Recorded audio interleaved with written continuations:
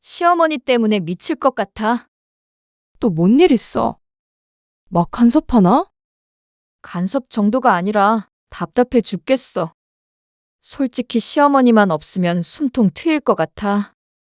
시어머니 모시고 사는 게 그렇게 힘들어? 나는 따로 사니까 잘 모르지. 근데 애도 다 봐주신다고 하지 않았어? 그렇긴 하지. 근데 애도 이제 다 컸는데 굳이 시어머니가 필요한가 싶어. 엄청 고맙긴 했는데 이제는 고마움보다는 불편하고 싫은 게 더 커. 남편한테 한번 말해보지 그래? 분가하자고. 남편은 입만 산 효자라서 말도 못 꺼내. 그냥 알아서 나가주면 제일 좋겠어. 같은 공간에 있는 것도 싫어. 오늘 이야기 속 주인공은 69세 박예선 씨입니다. 그리고 그녀의 아들과 며느리에 관한 이야기이죠.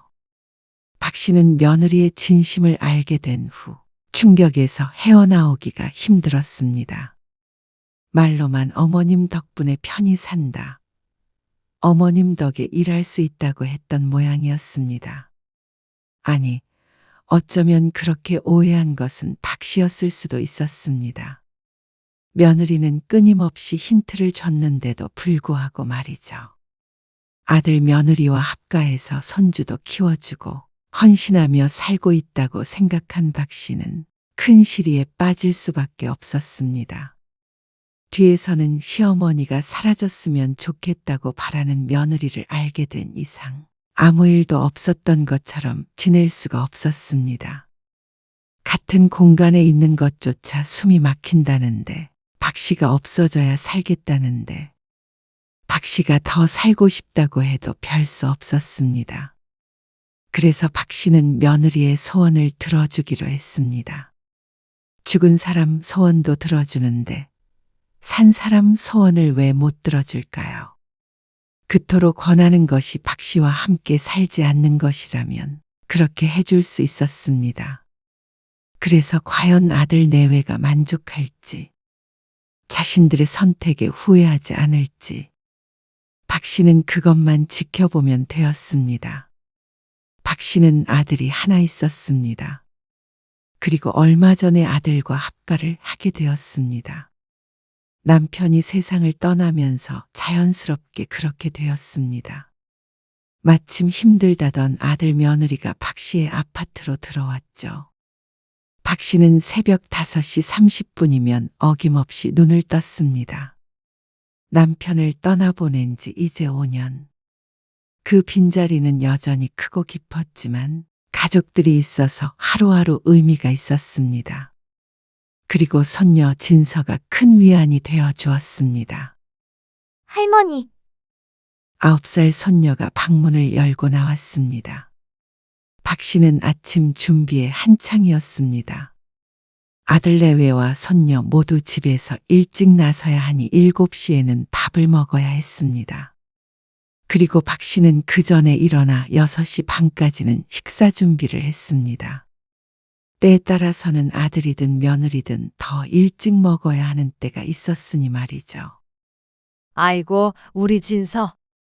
일찍 일어났네. 세수하고 와. 할머니가 밥 더 줄게. 멸치를 우려 맑은 국물을 내고 계란국을 끓였습니다.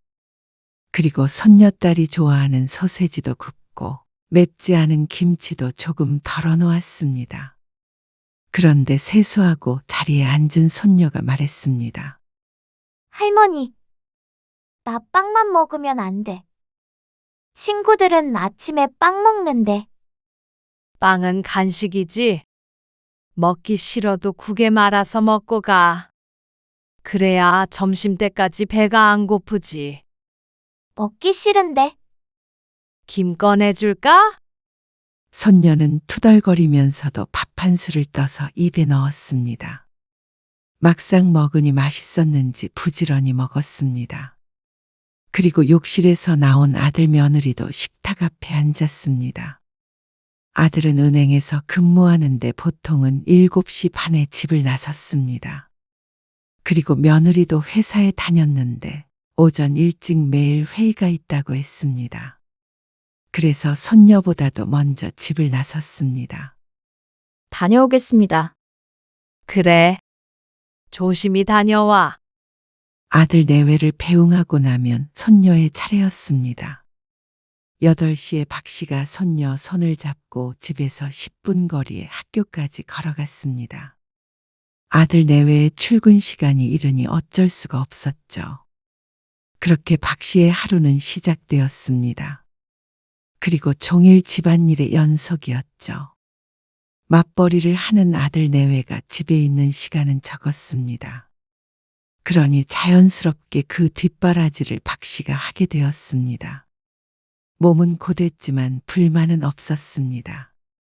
각자의 역할이 있는 거라고 생각했습니다. 그리고 집안일을 종일 하면 금세 손녀가 돌아오는 시간이 되었습니다. 영어 학원을 하나 다니는데 학원차가 아파트 앞까지 데려다 주었습니다. 그러면 그 앞에서 기다리고 있다가 손녀를 데리고 들어오는 것이 박 씨의 일이었습니다. 그러니까 손녀의 아침부터 저녁까지 모두 박 씨가 책임을 지고 있었죠. 할머니, 오늘 간식은 뭐야? 오늘은 뭐 해줄까? 토스트? 계란물 입혀서? 박 씨의 말에 손녀가 고개를 크게 끄덕였습니다.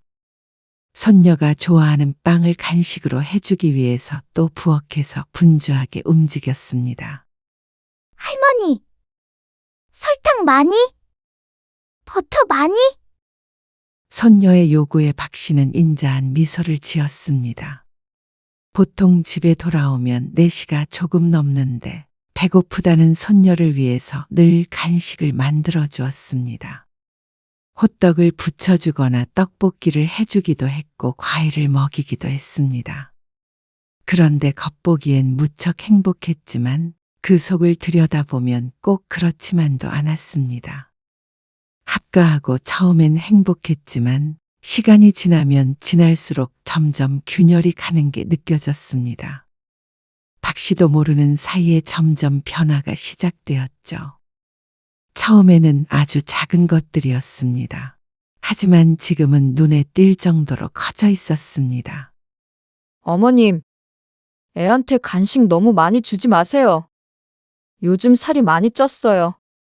며느리가 다소 날카로운 목소리로 말했습니다. 설거지를 하다가 들려오는 뜬금없는 말에 박 씨는 당황했지만 일단 고개를 끄덕였습니다. 그래. 그럼 조금 줄일게.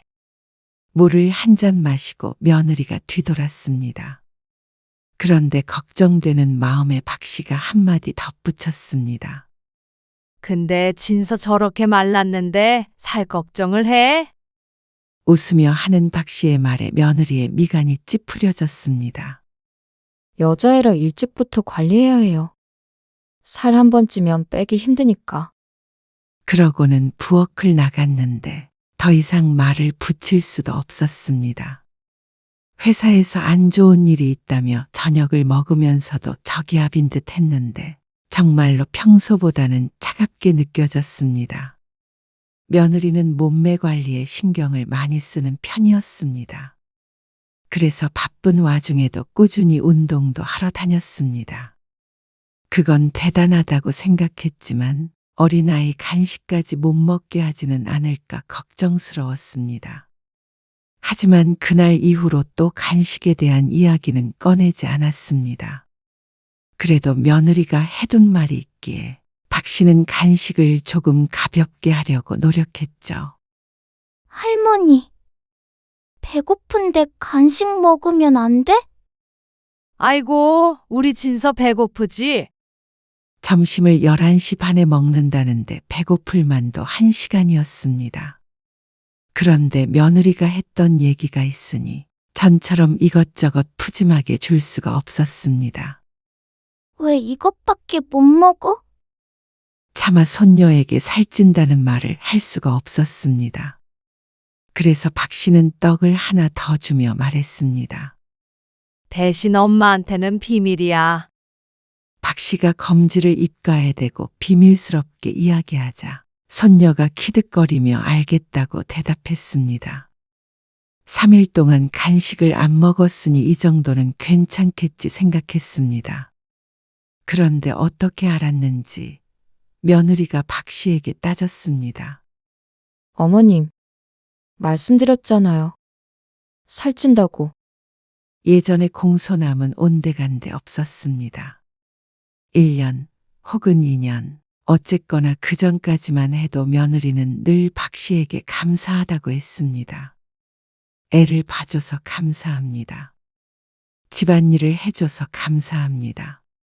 밥 차려주셔서 감사합니다.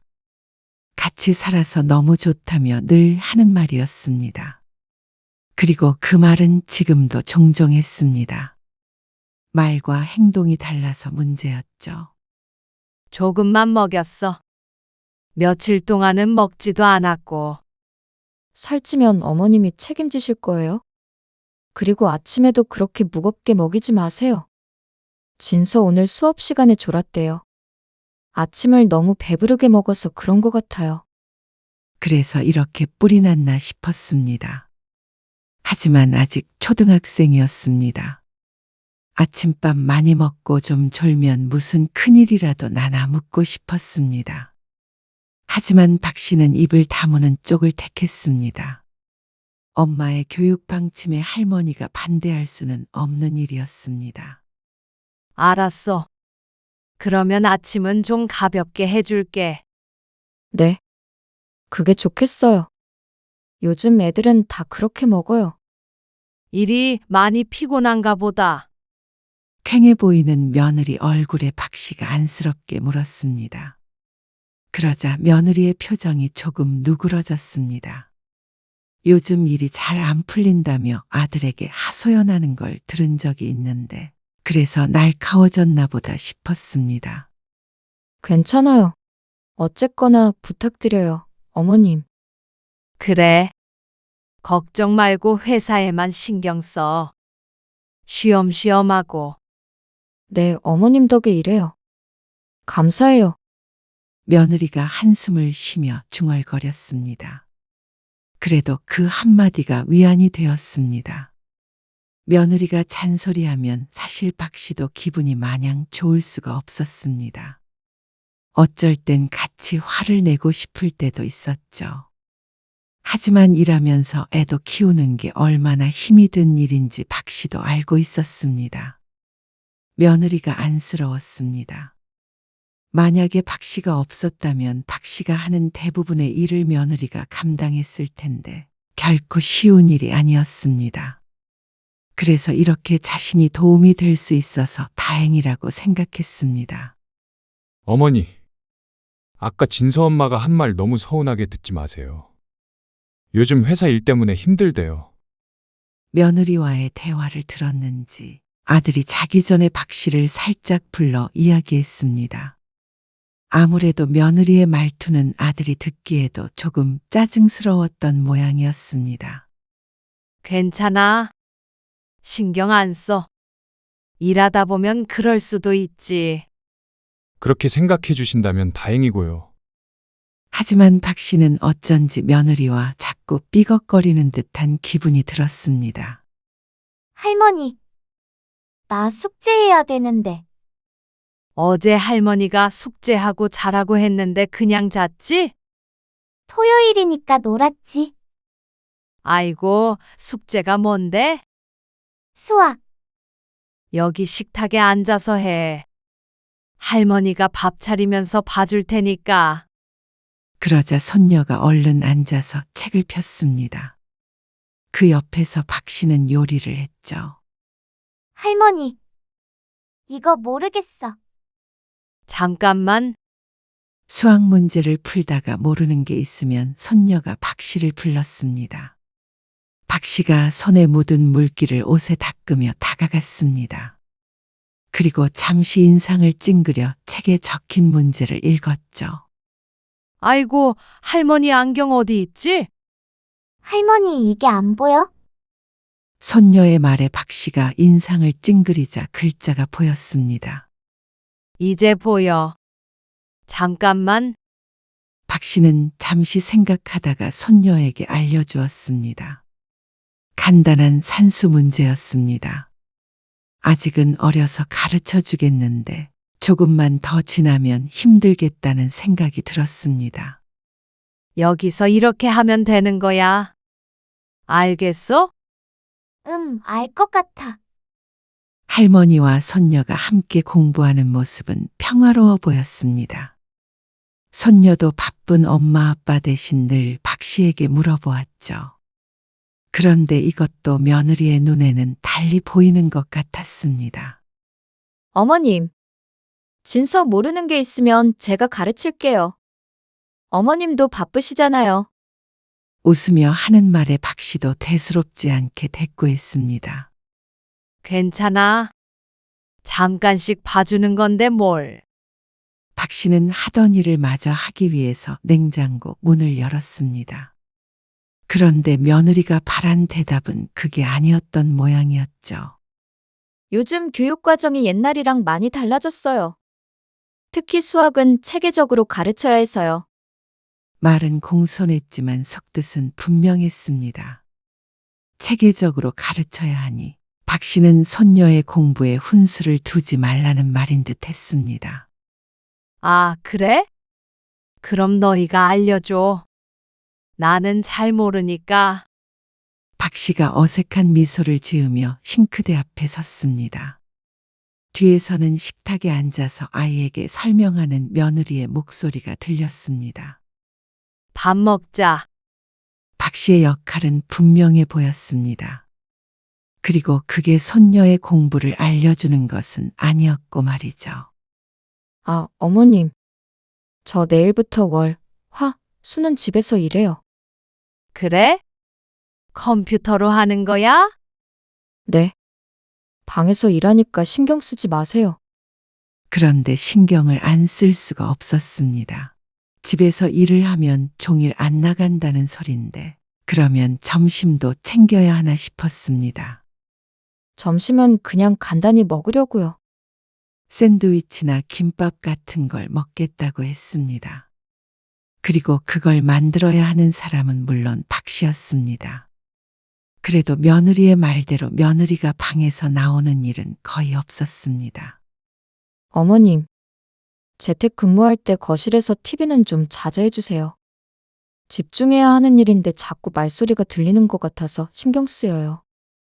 아, 그랬어? 거기까지 들릴 줄은 몰랐네.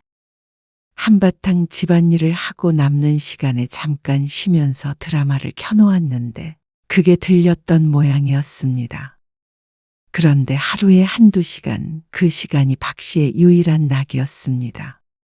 저녁에 손녀가 오면서부터는 그렇게 한가하게 보낼 시간이 없었기 때문이었습니다. 아니면 이어폰 쓰세요. 요즘에 이어폰도 연결할 수 있던데요. 박 씨의 시무룩한 표정을 보았는지 며느리가 말했습니다. 감사해요, 어머님. 부탁드릴게요. 웃으며 방으로 들어가 버리는 며느리를 박 씨는 어쩐지 쓸쓸한 눈빛으로 바라보았습니다. 이럴 때마다 박 씨는 견디기가 힘들었습니다. 박 씨는 집에서 마음대로 할 수 있는 게 없어 보였습니다. 평화로운 혼자만의 시간도 없었고 언제나 전쟁 같은 하루하루를 보냈습니다. 아들네와 함께 살기 전과는 무척 다른 삶이었습니다.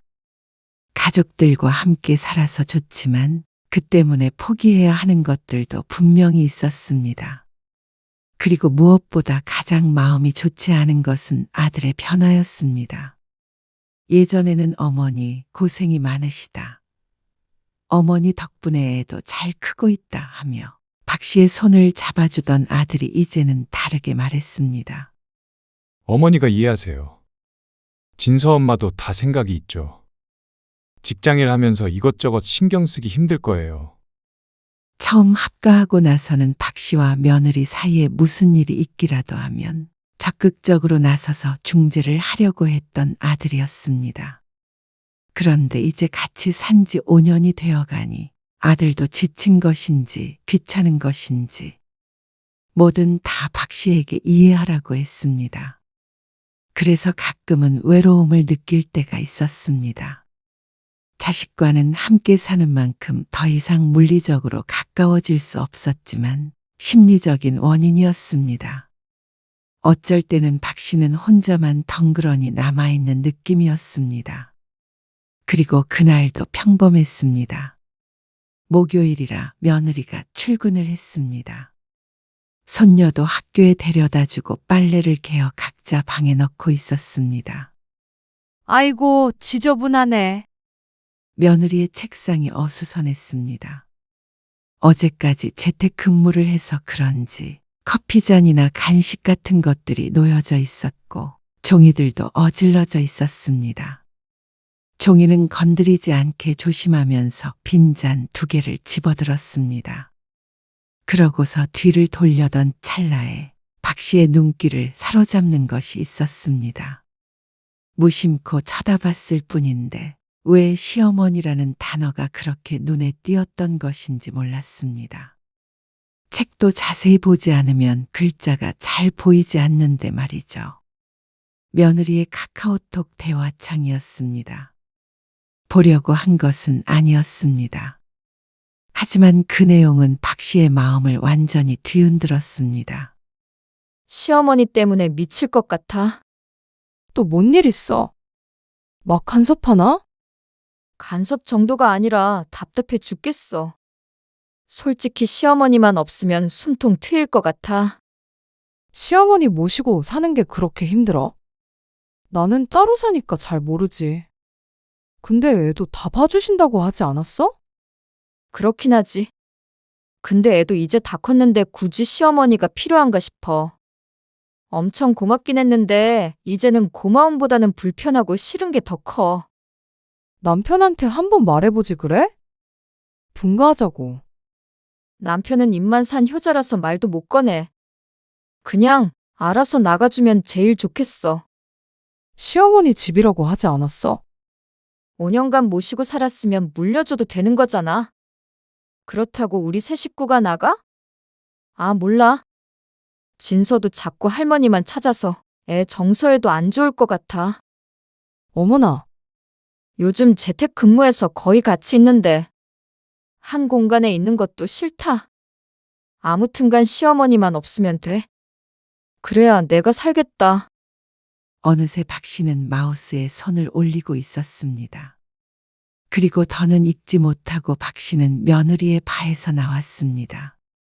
소파에 앉아서 한참을 멍하니 앉아 있었습니다. 할 일은 산더미 같았습니다.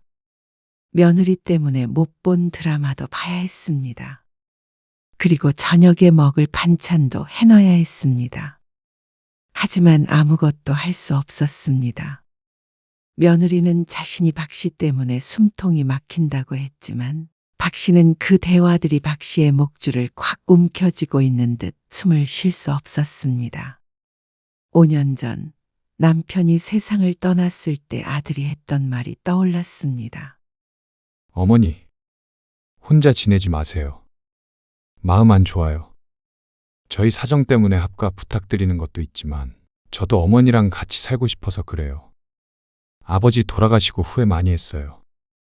있을 때 잘할 걸. 그러니까 저희한테 기회를 주세요. 그 말이 박 씨의 심금을 울렸었죠. 효도할 기회를 달라던 아들의 말. 기회는 주었지만 이것이 아들이 진정으로 원했던 것인가 생각해 보았습니다. 며느리의 메시지. 과연 며느리 혼자만의 생각일까? 확신이 없었습니다. 어느 순간부터 아들도 며느리도 박 씨에게 고마워하지 않는 것 같다고 생각할 때가 있었습니다. 그런 느낌을 종종 받았다면 아마도 박 씨의 짐작이 맞는 것이겠죠. 그때는 박 씨도 아들과 살고 싶었습니다. 혼자 남은 것이 두려웠고 적막한 집에서 남편을 그리워하며 지내는 것도 견디기 힘들었습니다. 그래서 아들 며느리와 그리고 손녀와 함께 사는 게 위로가 되었습니다.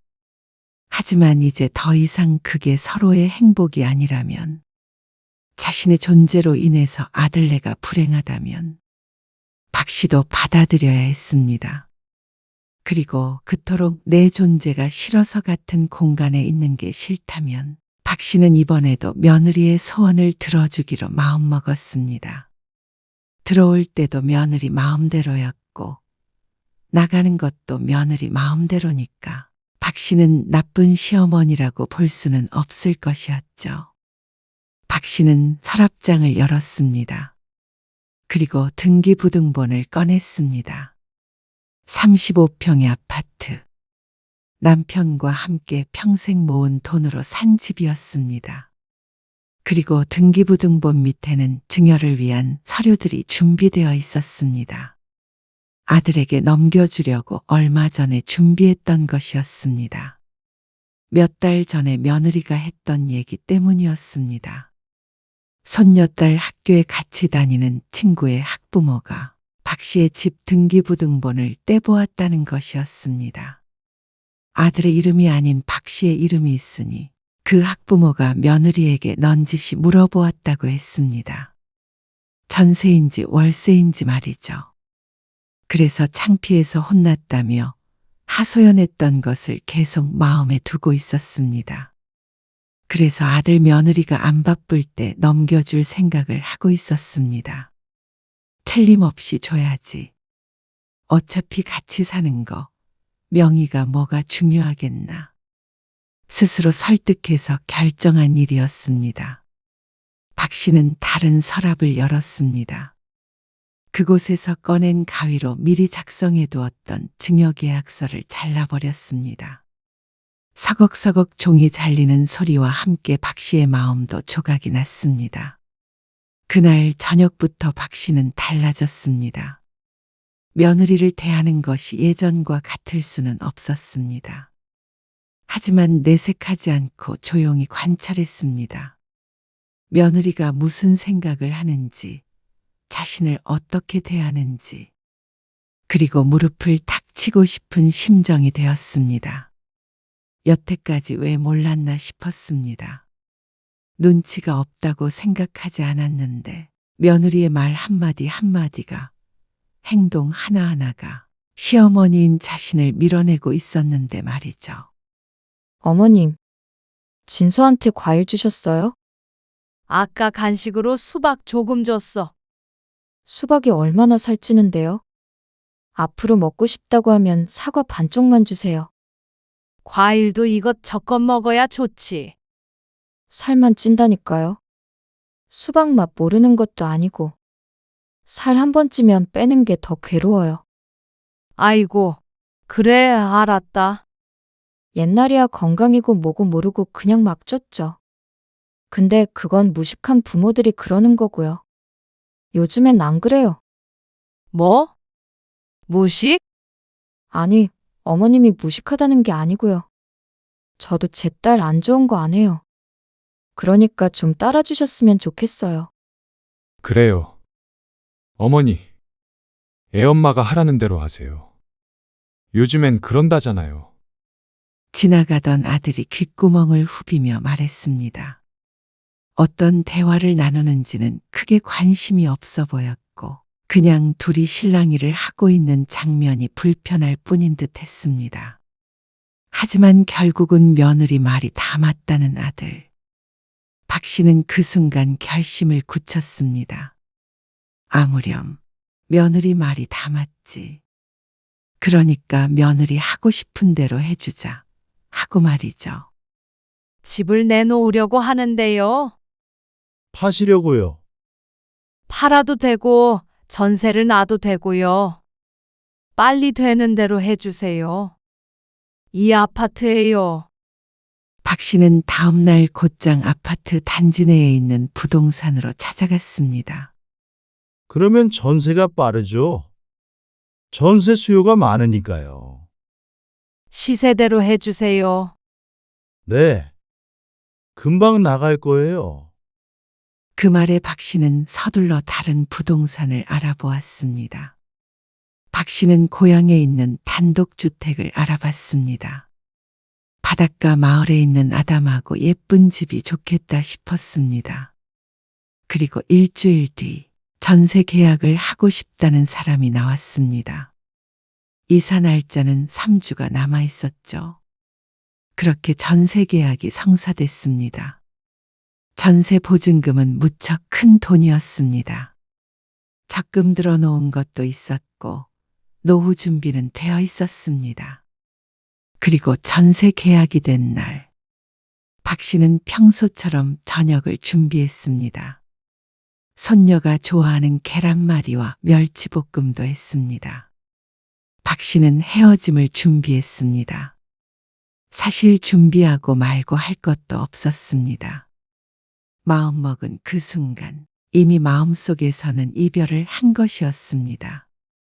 손녀를 보면 마음이 아팠지만 그렇다고 이렇게 살 수는 없었습니다.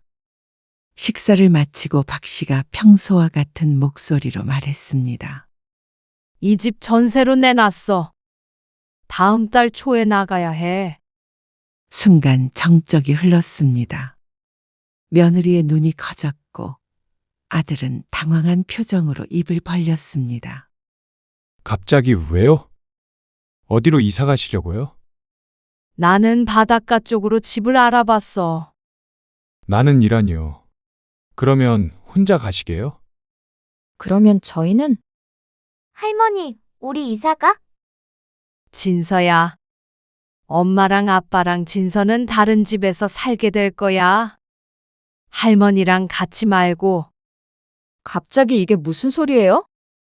이미 세입자랑 계약했어. 계약금도 받았고 이제 너희도 새 집 구하면 돼. 무슨 돈으로요? 전세금 저희 주실 거예요? 그 돈은 내 집 구해야지. 그러자 아들도 며느리도 할 말을 잃었습니다. 그리고 박 씨가 며느리를 향해 물었습니다. 좀 어떠니? 네? 뭐가요? 지금 심정이 어떠냔 말이야. 지금 저 놀리세요, 어머님. 당연히 당황스럽죠. 갑자기 이렇게 쫓아내시면 당연히 화가 나죠. 이상하네. 숨통이 트이지 않아? 무슨 말씀이세요? 아까부터 왜 알 수 없는 말만 하세요? 진서 엄마가 나랑 같이 살면 숨 막힌다고 내가 나가줬으면 한다고 했잖아. 그래야 숨통이 트인다고 같은 공간에 있는 것도 싫다고. 그래서 나간다는데 이제 좀 숨 좀 쉬어줘? 며느리는 얼굴이 새하얘졌고 아들은 새빨개졌습니다. 그 색에 대비해 어쩐지 웃음이 날 것 같았습니다. 내가 또 며느리 말을 잘 듣는 시엄마라. 우리 며느리 소원 들어주려고 마음먹었어. 지금 장난하세요. 얼른 계약 취소하세요. 그러면 네가 계약금 토해낼래? 돈 있니? 아니, 돈이 없는데 갑자기 집은 어떻게 구하라는 말씀이세요? 5년 동안 흥청망청 잘도 살았나 보다 하는 생각이 들었습니다. 이 집이 자신들의 것이라 생각하면 영 말도 안 되는 일은 아니었습니다. 부지런히 집 구해. 아니, 그러면 진서는 누가 키워주고 저희 맞벌이는 또 어떻게 하라고? 진서도 다 커서 내 도움은 필요 없다던데. 자꾸 아까부터 무슨 말씀하세요? 진서 엄마가 그래요? 당신 이게 무슨 말이야? 그건 진서 엄마가 잘 알 거야. 오해예요, 어머님. 그게 아니에요. 그 말에 박 씨는 의자에서 일어났습니다. 더 이상은 할 말이 없었습니다. 잠시만요. 이대로 쫓아내는 건 아니죠. 쫓아내다니? 쫓겨나는 건 나야. 박 씨는 며느리의 대화를 보고 많은 생각을 했습니다. 같이 살면서 두고두고 구박을 해줄까? 아니면 여태 얹혀 산 비용을 받을까? 그런데 아무리 생각해도 이게 가장 확실한 방법이었습니다. 내 존재는 이제 더 이상 필요 없는 것 같으니까 나 없이 잘 살아봐라. 그동안 자신들이 누린 게 무엇이었는지 스스로 깨달을 날이 올 것이었습니다. 박 씨가 다 해주면서도 박 씨가 없었다면 아들 며느리가 얼마나 힘들었을까 안쓰러웠던 적이 있었습니다. 그걸 아들과 며느리만 몰랐죠. 아들도 며느리도 이사를 나가는 그 순간까지 박 씨를 붙잡으려 했습니다. 어머님, 제 진심이 아니었어요. 진서를 봐서라도 마음 돌려주세요. 어머니, 제가 진서 엄마 단속을 못했어요. 제가 단단히 정신 차리도록 말했으니까 계약 취소해 주세요. 네가 만약 그 대화를 봤는데도 이렇게 나를 말리는 거라면 나는 이 집을 나가서도 네 엄마는 안 한다. 하지만 박 씨는 이번만큼은 그 어느 때보다도 냉정했습니다.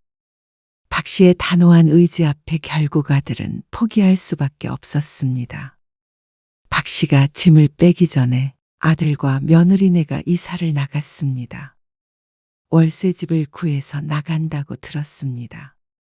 박 씨는 어디로 가는지 묻지 않았습니다. 그리고 얼마 안 돼서 박 씨도 집을 구해 나갔습니다.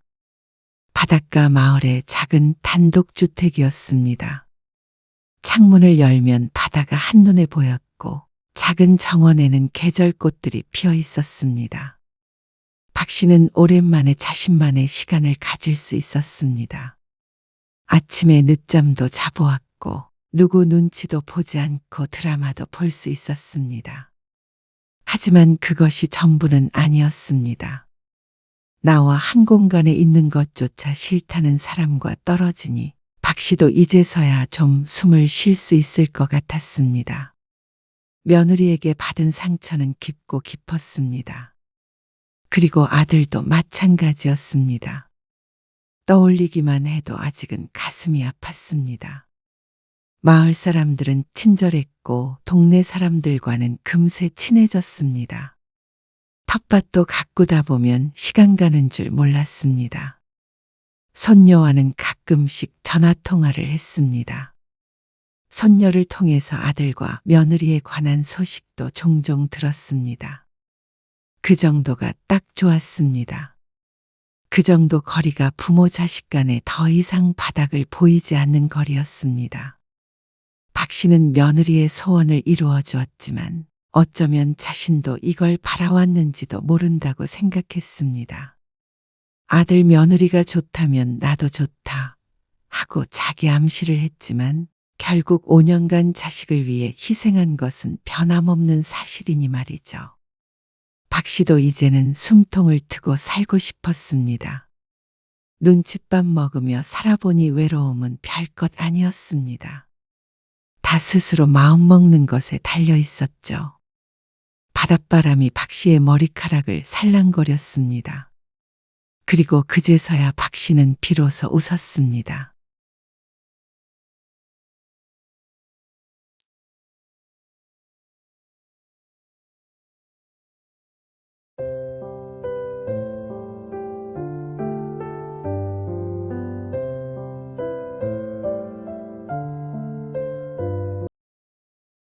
어머님, 이거 생신 선물이에요. 아니, 뭐하러 이런 걸 준비했어? 요즘에 선물로 복권 많이 한대요. 재미있죠? 어머니 대박나라는 의미에서. 그래서 지혜가 생각해서 준비한 거예요. 마침 이 근처에 복권 파는 데가 있더라고요. 복권? 다음 주까지 어머님 설레시겠네요. 오늘 이야기 속 주인공은 67세 오명자 씨입니다. 그리고 그녀의 아들과 며느리에 관한 이야기이죠. 남편을 일찍 먼저 보낸 오 씨에게는 아들은 소중한 존재였습니다. 그래서 아들이 결혼한 사람도 오 씨에게는 소중했습니다. 아니, 소중했었죠. 며느리에게 오 씨는 의미 있는 사람이 아니라는 걸 알았습니다. 그런데 생일 선물로 복권 한 장을 줄 정도로 성의 없게 대할 줄은 몰랐습니다. 그리고 아들은 그 상황을 민망해하면서도 며느리에게 한마디도 못했죠. 아들 며느리에게 물질적으로 큰 것을 바라는 것이 아니었습니다. 하지만 적어도 안사돈과 차별받는 서러움은 느끼지 않았으면 했습니다. 어쩌면 내 자식인 아들의 잘못이 크겠죠. 하지만 며느리의 태도만 봐도 알 수 있었습니다. 얼마나 자신을 멸시하고 우습게 여기는지를 말이죠. 오 씨는 더 이상 며느리를 소중히 대할 수 없었습니다. 그리고 아들도 이제는 마음속에서 떠나보내야 하는 때가 왔다고 생각했습니다. 아니, 이미 떠났던 걸 오 씨만 모르고 있었는지도 몰랐습니다. 그러니까 이렇게 가슴이 찢어질 듯 아픈 것이겠죠. 오 씨는 연을 끊을 때 끊더라도 며느리에게 가르침을 주고자 했습니다. 자신이 생각 없이 했던 행동이 얼마나 치졸한 짓이었는지 많은 사람들 앞에서 알려주려고 마음먹었습니다. 오 씨는 아들이 하나 있었습니다. 그리고 남편은 아들이 고등학생일 때 교통사고로 눈을 감았습니다. 혼자서 자식을 키우느라 꽤나 고생을 하며 살았습니다. 그래도 아들이 바르게 커주었고 좋은 직장에도 들어가서 오 씨는 만족했습니다. 비록 풍족한 삶은 아니었고 앞으로도 그럴 테지만 아들만은 잘 살 것이라고 믿었습니다. 그런 아들이 34이 되었을 때 결혼을 했습니다. 3살 연하의 예쁜 아가씨를 결혼할 사람이라고 데려왔죠. 오 씨는 며느리가 처음 인사 오기 며칠 전부터 분주했습니다. 단골 미용실에서 파마까지 새로 하고 평소 아끼던 옷도 꺼내 입었죠. 그리고 음식 준비는 말하면 입만 아팠습니다. 이른 아침부터 몇 시간 동안 고생해서 상다리 부러지도록 차렸습니다. 어머님, 처음 뵙겠습니다. 서지혜라고 해요. 앞으로 잘 부탁드릴게요. 핑크빛 투피스를 입은 며느리는 오 씨에게 허리를 굽혀 인사했습니다. 고개를 숙이는 몸짓은 단아했고 웃는 얼굴에는 애교가 가득했습니다. 오 씨는 며느리의 손을 잡으며 반갑게 맞이했습니다. 식사 중에도 오 씨는 부지런히 며느리 앞으로 접시를 밀어주었습니다. 어머님도 많이 드세요. 그러면 며느리도 오 씨의 앞으로 갈비찜을 밀어주었습니다. 아이고, 아가씨가 참 싹싹하기도 하지. 오 씨의 얼굴에 미소가 번졌습니다. 아들이 좋은 사람을 만났구나 싶어서 마음이 흐뭇했죠. 아들과 며느리는 곧 결혼 날짜를 잡았습니다. 양가에 인사를 하자 속전속결이었습니다. 빠른 날짜에 예식장이 있다며 그게 아니면 1년 반 뒤에나 결혼할 수 있다는 말에 서둘렀습니다. 그런데 막상 결혼을 하고 나니 그렇게 친절하고 싹싹했던 며느리의 다른 면모를 종종 보게 되었습니다. 당연한 일이긴 했습니다. 한 번 봤을 때와 10번 봤을 때 같은 사람은 없을 테니 말이죠. 어머니, 저희 명절 당일에 갈 수 있을 것 같아요. 무슨 일 있니? 잠깐 처가에 좀 들렸다가 가야 해서요. 사돈네는 왜? 처남이 전날에 오는데 명절 아침에 가면 처남은 또 처남 처가에 가야 하잖아요. 그래서 미리 가서 만나고 싶다고 하더라고요. 결혼하고 첫 해 명절을 며칠 앞두고 아들이 전화를 했습니다. 명절 전날에 와서 하루 정도는 같이 시간을 보내고 싶었는데 며느리의 남동생을 만나려면 전날에 처가에 가야 한다고 했죠. 그 남동생도 자신의 집에 명절 전날 가는 것일 텐데 오 씨는 아들을 당일에 봐야 하니 조금 불공평하다는 생각도 들었습니다. 하지만 그날이 아니면 며느리도 남동생과 함께 시간을 보낼 수 없을 테니 오 씨가 이해하자 싶었습니다. 첫 명절이라 그런 거라고 생각했죠. 그리고 처가에 먼저 가는 거면 명절 당일에 하룻밤 묵고 가는 거 아닌가 생각하기도 했습니다. 그래. 거기 먼저 갔다가 아침에 와. 자고 갈 거지? 지혜 갈비찜 좋아해요. 아들이 대답을 얼버무리더니 말을 돌렸습니다. 오 씨는 안 그래도 갈비찜을 하려고 고기를 사두었기에 거기에 대답했습니다. 그래. 갈비찜이랑 맛있는 거 많이 해놓을게. 너 좋아하는 것도. 결혼하고 이래저래 바빴던 아들은 한 번도 오 씨의 집에 오질 않았습니다. 그래서 오 씨는 들떴습니다. 아들 며느리가 오 씨의 집에서 자는 게 처음이기에 신경도 많이 썼습니다. 오 씨는 전화를 끊고 이불 빨래를 했습니다. 뽀송뽀송하게 이불을 널고 나니 기분 좋은 향이 났습니다. 아들 며느리가 잘 이불이라 섬유유연제도 많이 넣어 빨았죠. 와, 어머님. 이걸 혼자서 다 하셨어요? 대단하시네요. 명절 당일 아침에 집에 온 며느리가 말했습니다.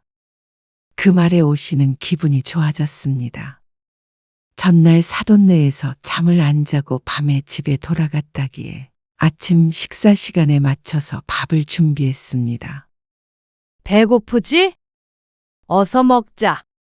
한상 가득히 차려진 식탁을 뿌듯하게 바라보며 오 씨가 말했습니다. 그런데 아들이 이상하게 일그러진 표정을 했습니다. 입맛에 맞는 게 없나 싶어서 의아했습니다. 배 안 고프니? 아, 그게 숙취 때문인지 속이 안 좋네요. 그건 저도 그래요. 이어지는 며느리의 말에 오 씨는 실망했습니다. 오 씨의 뱃속만 꼬르륵 거릴 뿐이었습니다. 그러면 미리 말을 해주지. 아니에요. 안 먹겠다는 건 아니고요. 음식이 많으니까 기가 질려서. 아들 며느리가 앉아서 젓가락을 들었습니다.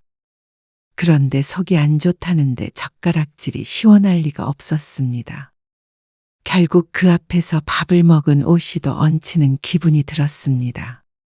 식사 내내 아들과 며느리는 처가에서 있었던 일로 이야기꽃을 피웠습니다. 그 앞에서 오 씨만 이방인처럼 앉아서 눈만 꿈뻑거렸죠.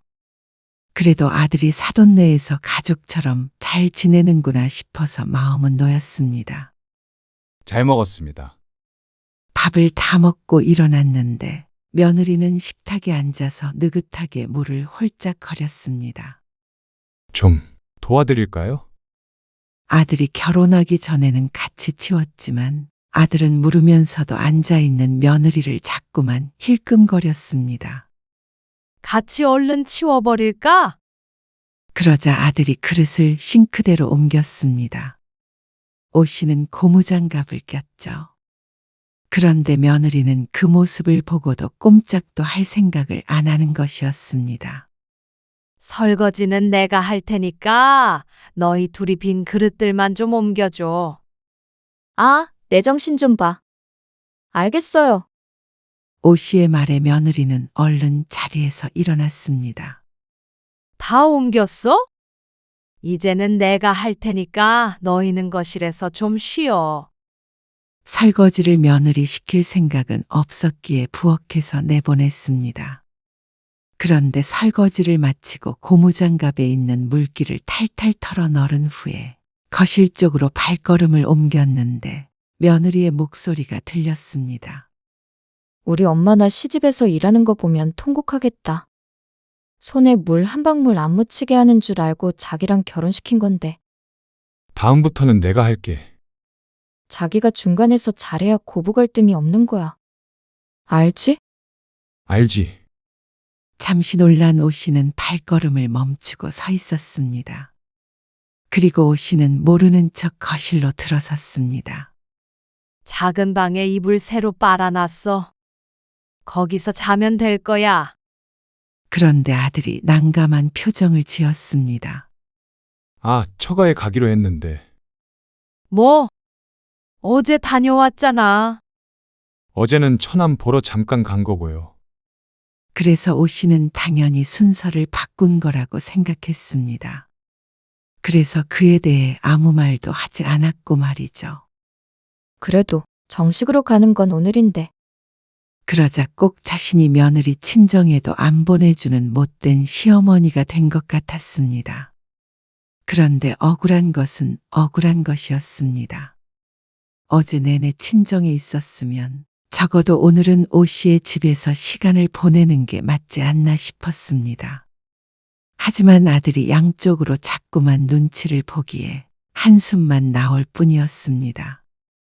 다음에는 자고 갈게요. 아들이 먼저 말했습니다. 그러니까 이번에는 보내달라는 뜻이었죠.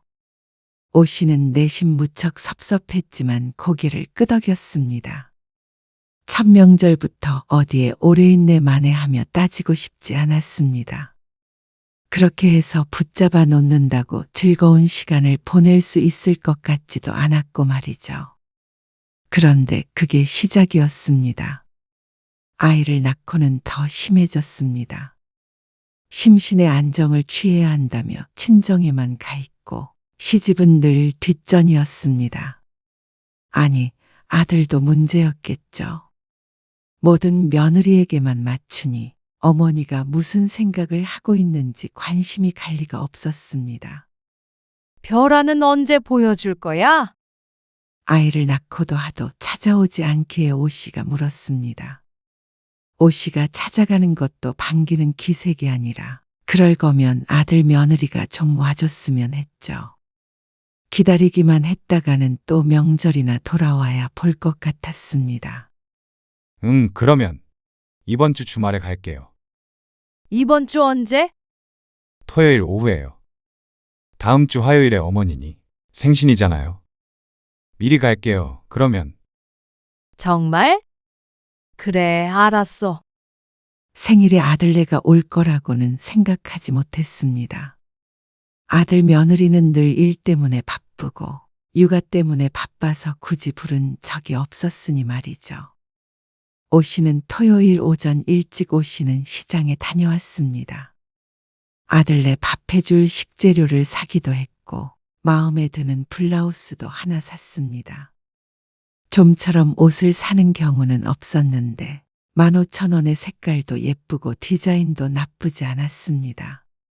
생일인데 나한테 주는 선물이라고 생각할까? 비싼 것은 아니었지만 오랜만에 옷까지 사니 기분이 좋았습니다.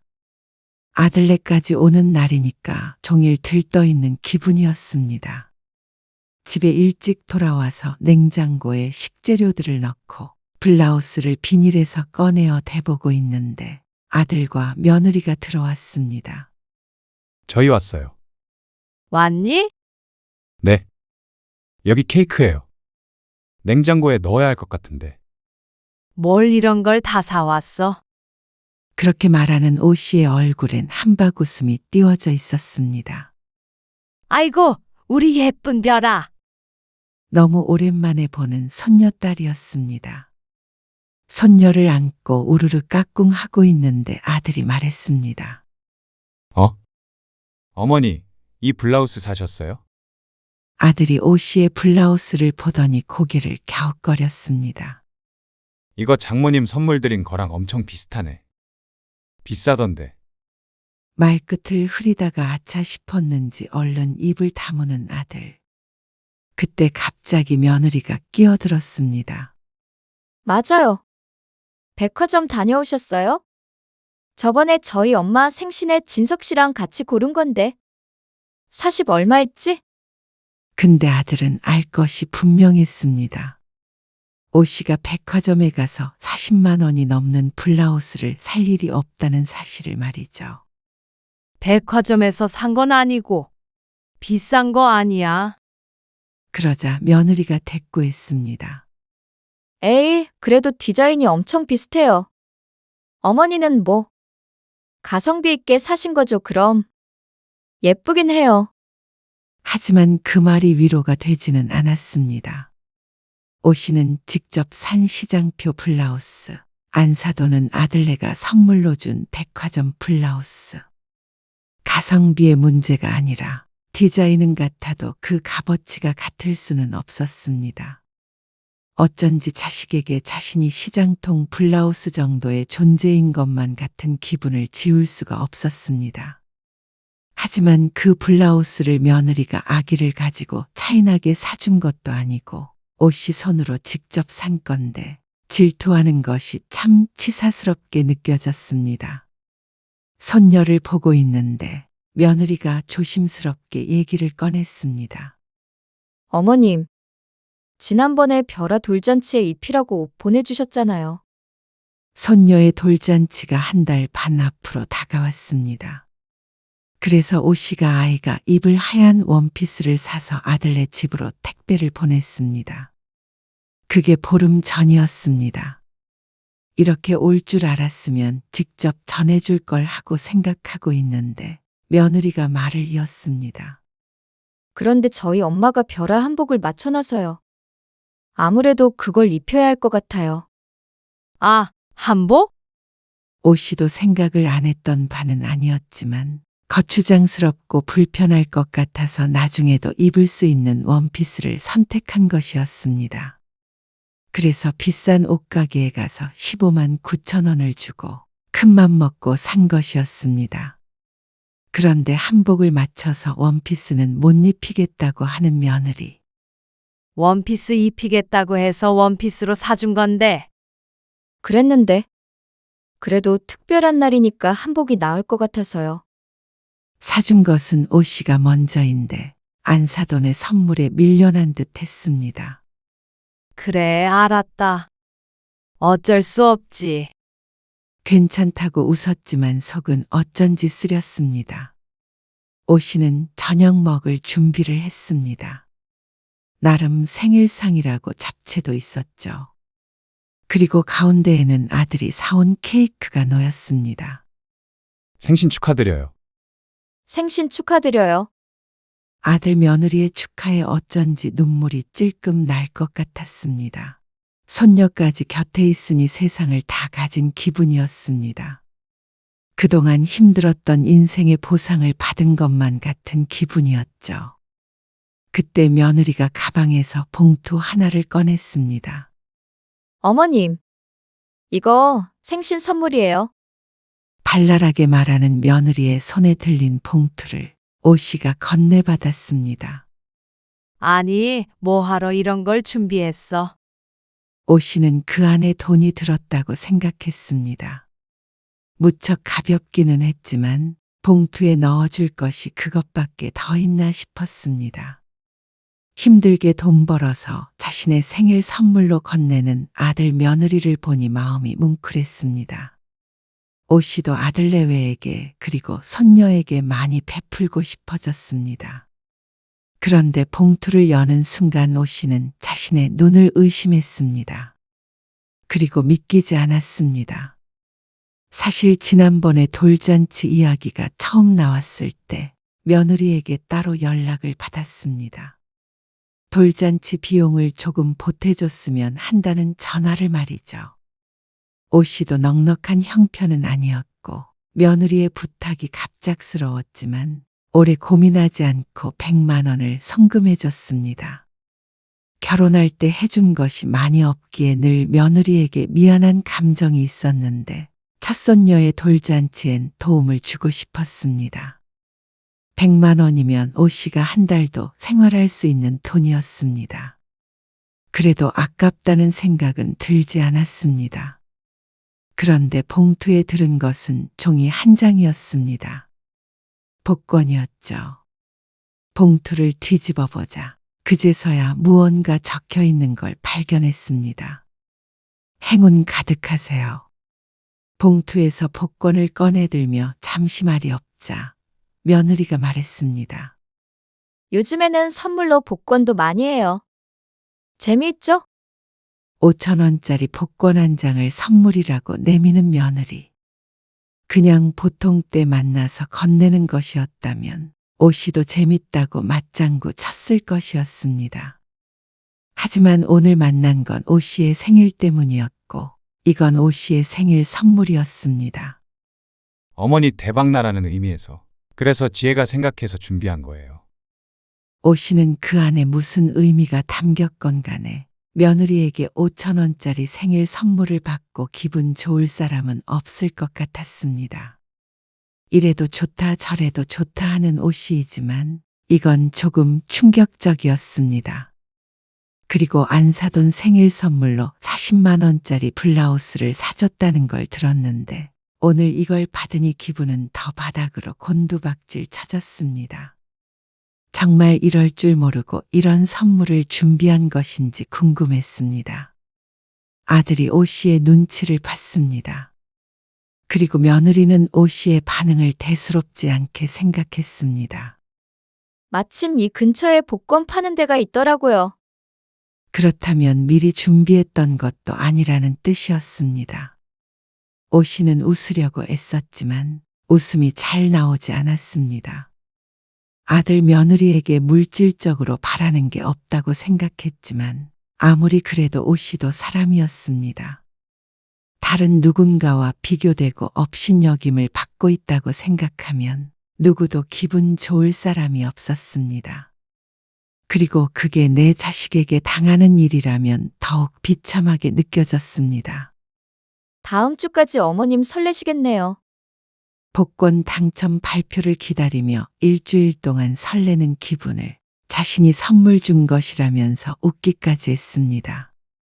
말만 들으면 정말 좋은 뜻으로 준 것 같은데 글쎄. 오 씨는 의문이었습니다. 자신의 친정엄마 생일 선물에도 복권 한 장으로 끝내는지 말이죠. 그리고 오 씨는 정답을 알고 있었습니다. 너무 서운하게 생각하지 마세요, 어머니. 지혜도 어머니를 가깝게 생각하니까 거창한 선물 대신에 의미 있는 게 더 좋다고 생각한 것 같아요. 때리는 시어머니보다 말리는 시누이가 더 밉다는 말을 이런 식으로 몸소 깨닫게 될 줄은 몰랐습니다. 시누이도 아니고 아들에 의해서 말이죠. 아들은 늘 이런 식이었습니다. 오 씨를 위로하는 것 같으나 결국엔 며느리를 감싸는 것이 불과했습니다. 명절에 처가만 챙기는 것도 오 씨를 뒷전으로 두는 것도 아들이었습니다. 남인 며느리를 탓할 것도 아니었습니다. 분명 안사돈에게 며느리는 좋은 딸일 테니 말이죠. 그리고 그날 아들 내외가 돌아가기 전에 설거지를 하며 둘이 속닥거리는 소리를 듣게 되었습니다. 어머니 많이 실망하신 것 같던데. 왜? 생신 선물 때문에? 선물이 뭐 가격이 중요한가? 정성이 중요하지. 그래도 장모님 이번 환갑에 순금 팔찌 사드린다고 했잖아. 그거 보시면 더 서운하시지 않을까? 우리 엄마는 환갑이고 어머님은 환갑 아니잖아. 어머니 환갑 때도 그렇게 선물 못 드렸어. 그리고 너무 비싼데. 당신은 우리 엄마한테 드리는 선물이 아까워? 당연히 아니지. 기가 막혔습니다. 손녀의 돌 며칠 뒤가 안사돈의 생일이라는 것은 들어서 알고 있었습니다.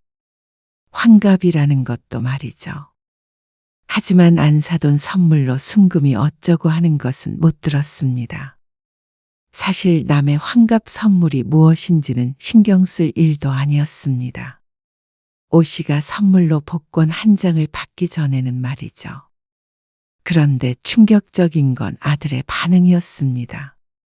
아들은 비싸다고는 했지만 결국엔 수긍했습니다.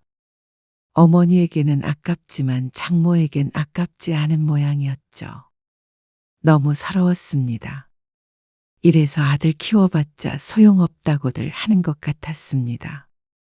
아들의 태도에 며느리가 더 오 씨를 시모 대접을 안 해주는 것이었습니다.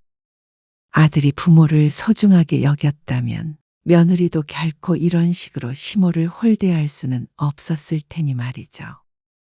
그동안 아무리 서운하고 서러워도 아들 며느리 둘이 잘 살면 됐다 싶었지만 그게 아니었습니다.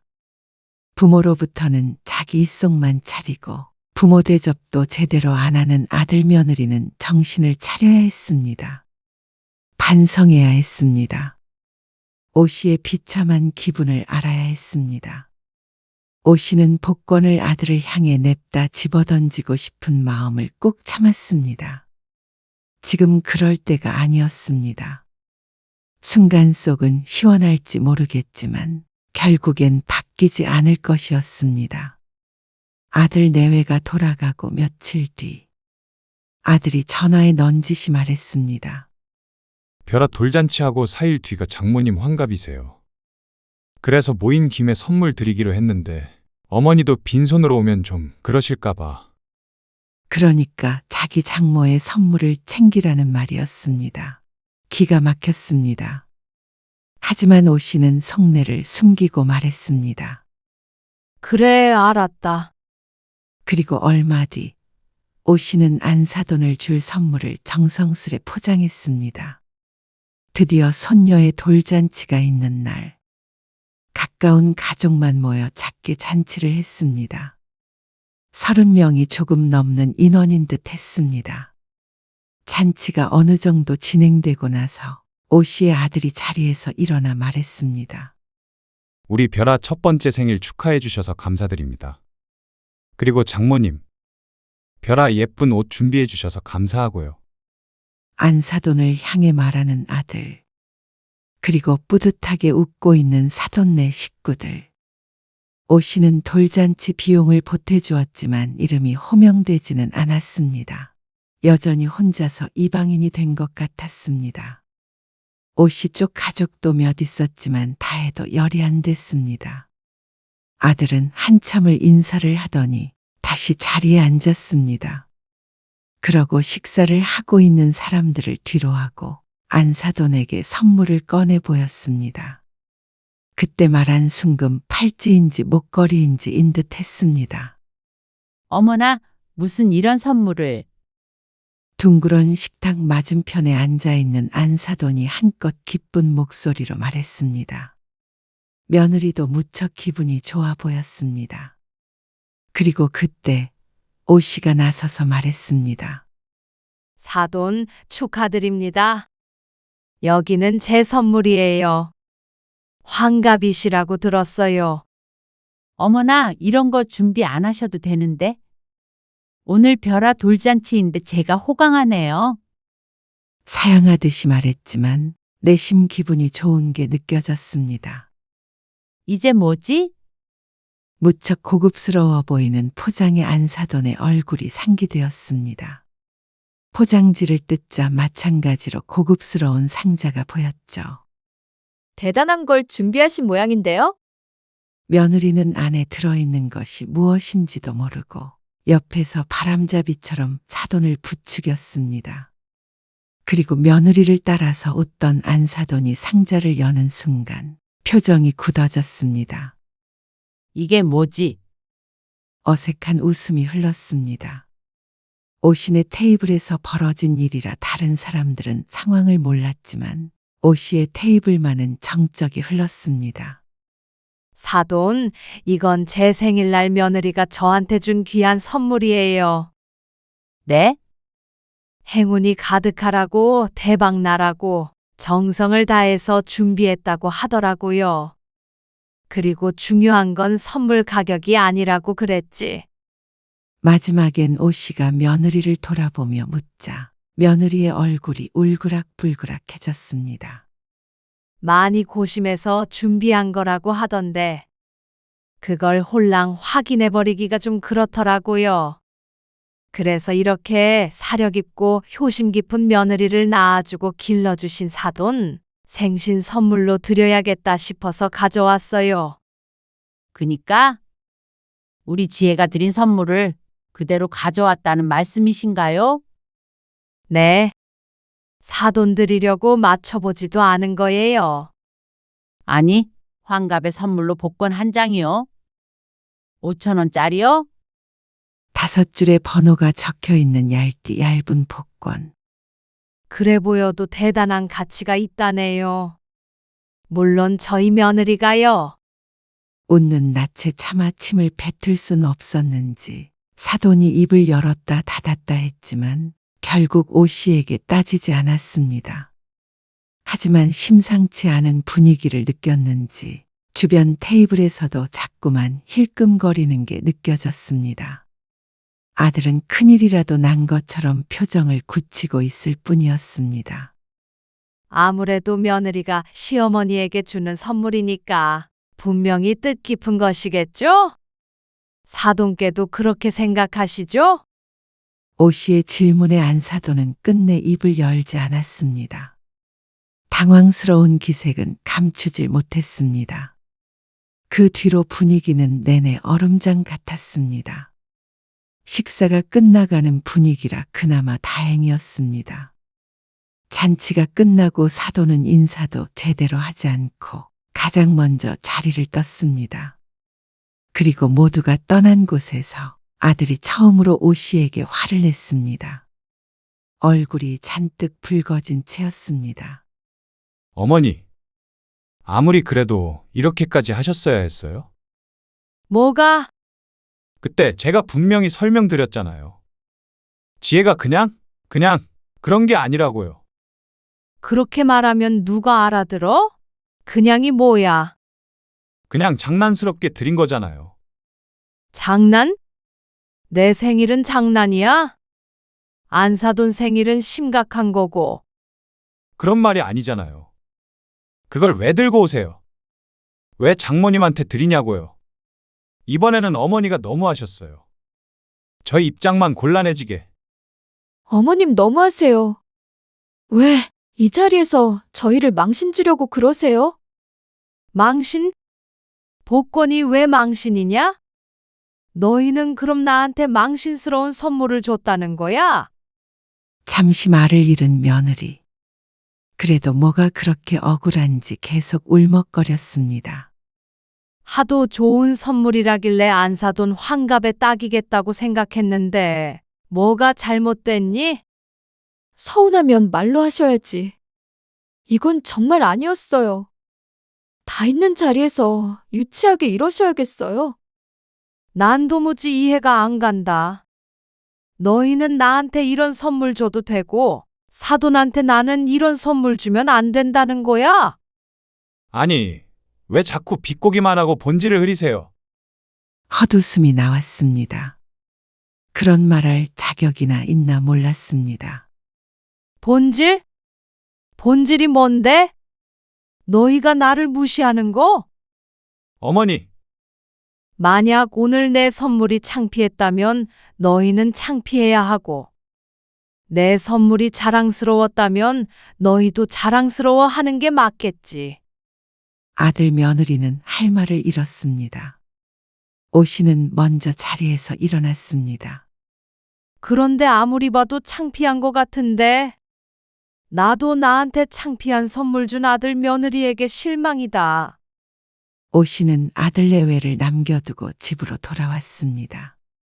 속은 어느 정도 후련했지만 그렇다고 상실감마저 없는 것은 아니었습니다. 오늘부로 오 씨는 마음속에서 아들을 놓았습니다. 오 씨가 스스로를 소중하게 여겨야 남도 오 씨를 소중하게 생각하는 법이었습니다. 그렇다면 오 씨가 스스로 소중하게 여기는 방법은 이것이었습니다. 나를 함부로 생각하는 사람과는 멀어지기.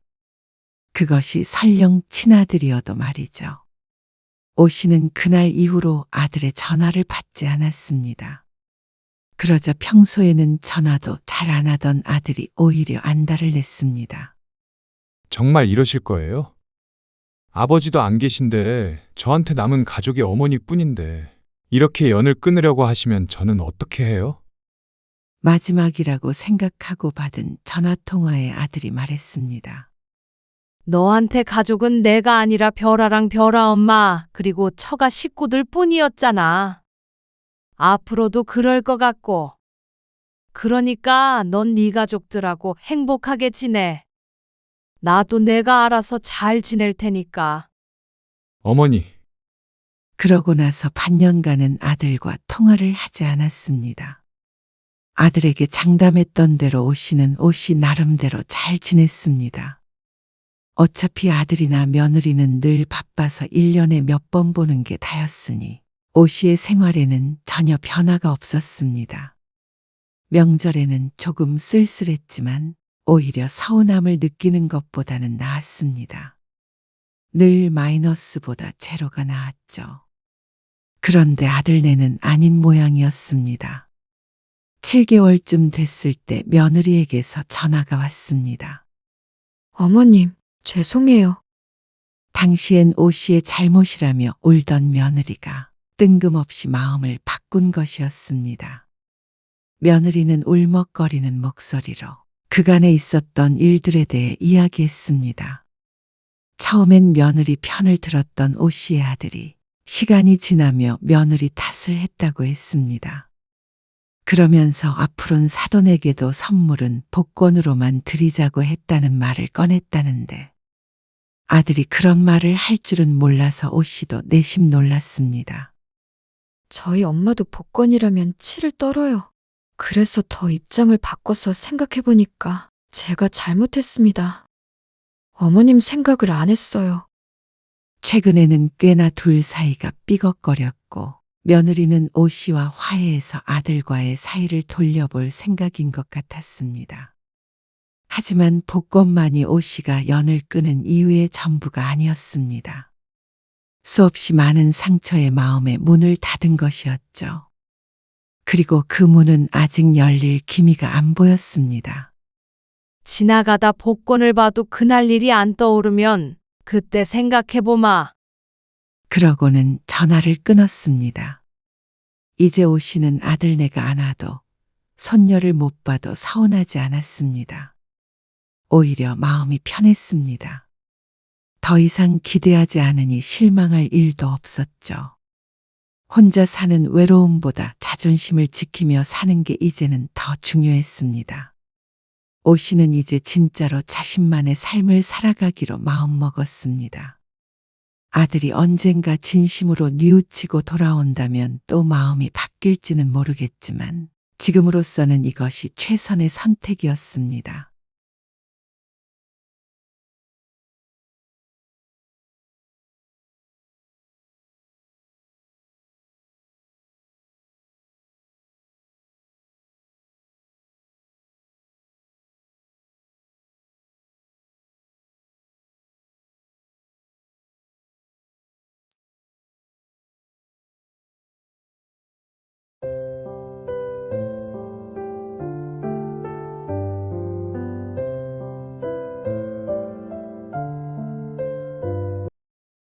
사실 애들한테 말해놨어. 뭘? 윤성이 말이야. 윤성이 엄마랑 둘이 베트남에 있는 국제학교로 갈 생각인 것 같더라고. 그게 무슨 말이야? 그런 게 있어. 거기가 후진국인데 국제학교는 우리나라 그냥 일반 학교보다 훨씬 좋대. 수업도 전부 영어로 쓰고. 그래서 몇 년 살다 올 모양이더라고. 그리고 그거 학비가 많이 드는데 재환이 혼자 벌어서 어떻게 해외에 있는 식구를 건사하겠어. 그래서 내가 좀 도와주기로 했어. 앞으로 윤성이한테 다달이 돈이 들어가고 우리 생활비도 더 벌어야 해. 그러니까 내가 자꾸 돈 벌으라고 그러는 거잖아. 적어도 한 달에 250은 더 들어와야 살지. 뭐라고? 왜 그런 약속을 했어? 그 돈이 어디서 나서? 당신 연금 있잖아. 오늘 이야기 속 주인공은 64세 노진구 씨입니다. 그리고 그의 아내에 관한 이야기이죠. 노 씨는 이 나이를 먹고 아내에게 애물단지 취급을 당할 거라고는 상상한 적이 없었습니다. 평범한 가족이었습니다. 잘 커준 아이들, 평생 성실히 일한 노 씨, 그리고 뒷바라지를 해준 아내. 이 모든 게 70, 80에도 여전할 것이라고 생각했습니다. 그런데 노 씨가 퇴직하고 난 후 모든 것이 바뀌었습니다. 30년 넘게 일하고 집으로 완전히 돌아온 남편을 아내는 격려하지 않았습니다. 오히려 짐이라도 떠안은 사람처럼 구박했습니다.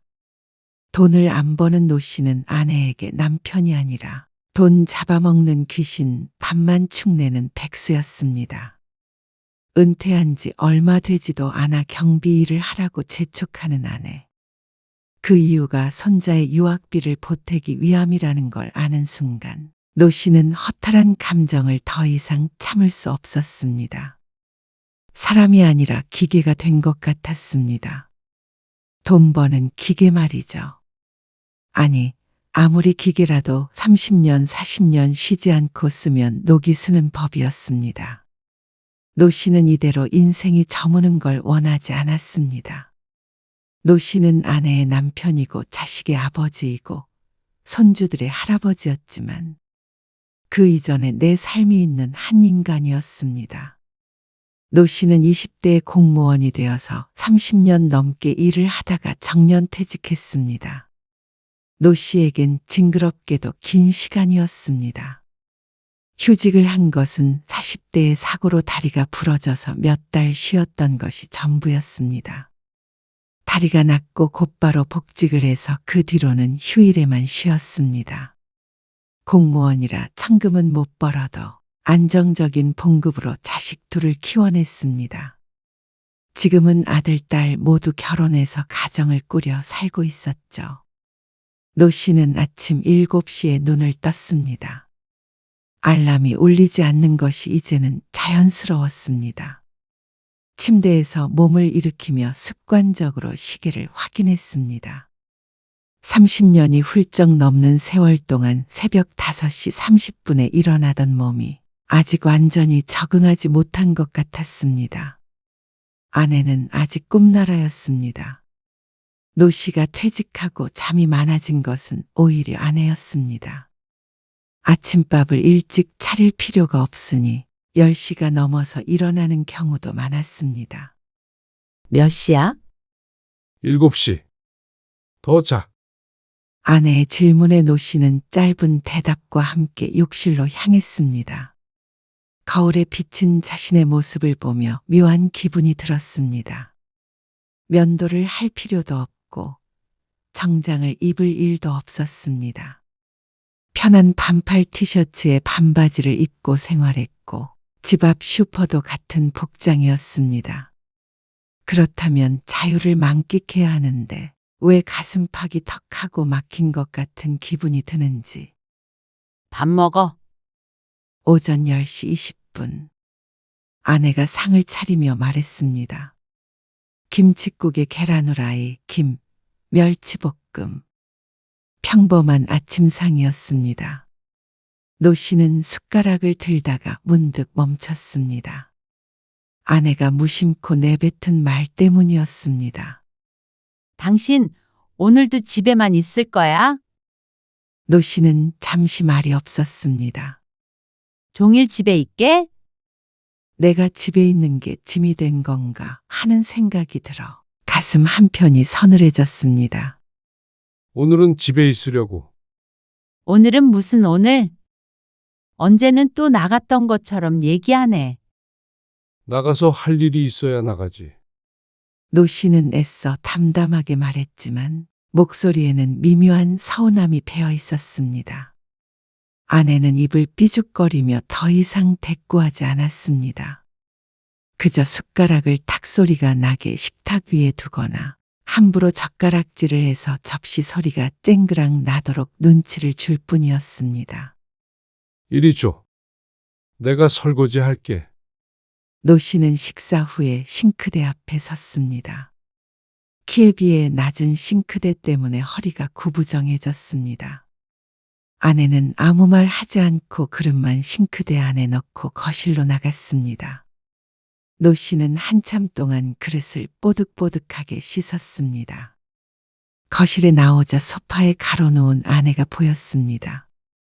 끄트머리에 자리가 있었지만 걸터 앉아 뭐하나 싶어서 컴퓨터가 있는 작은 방으로 들어왔습니다.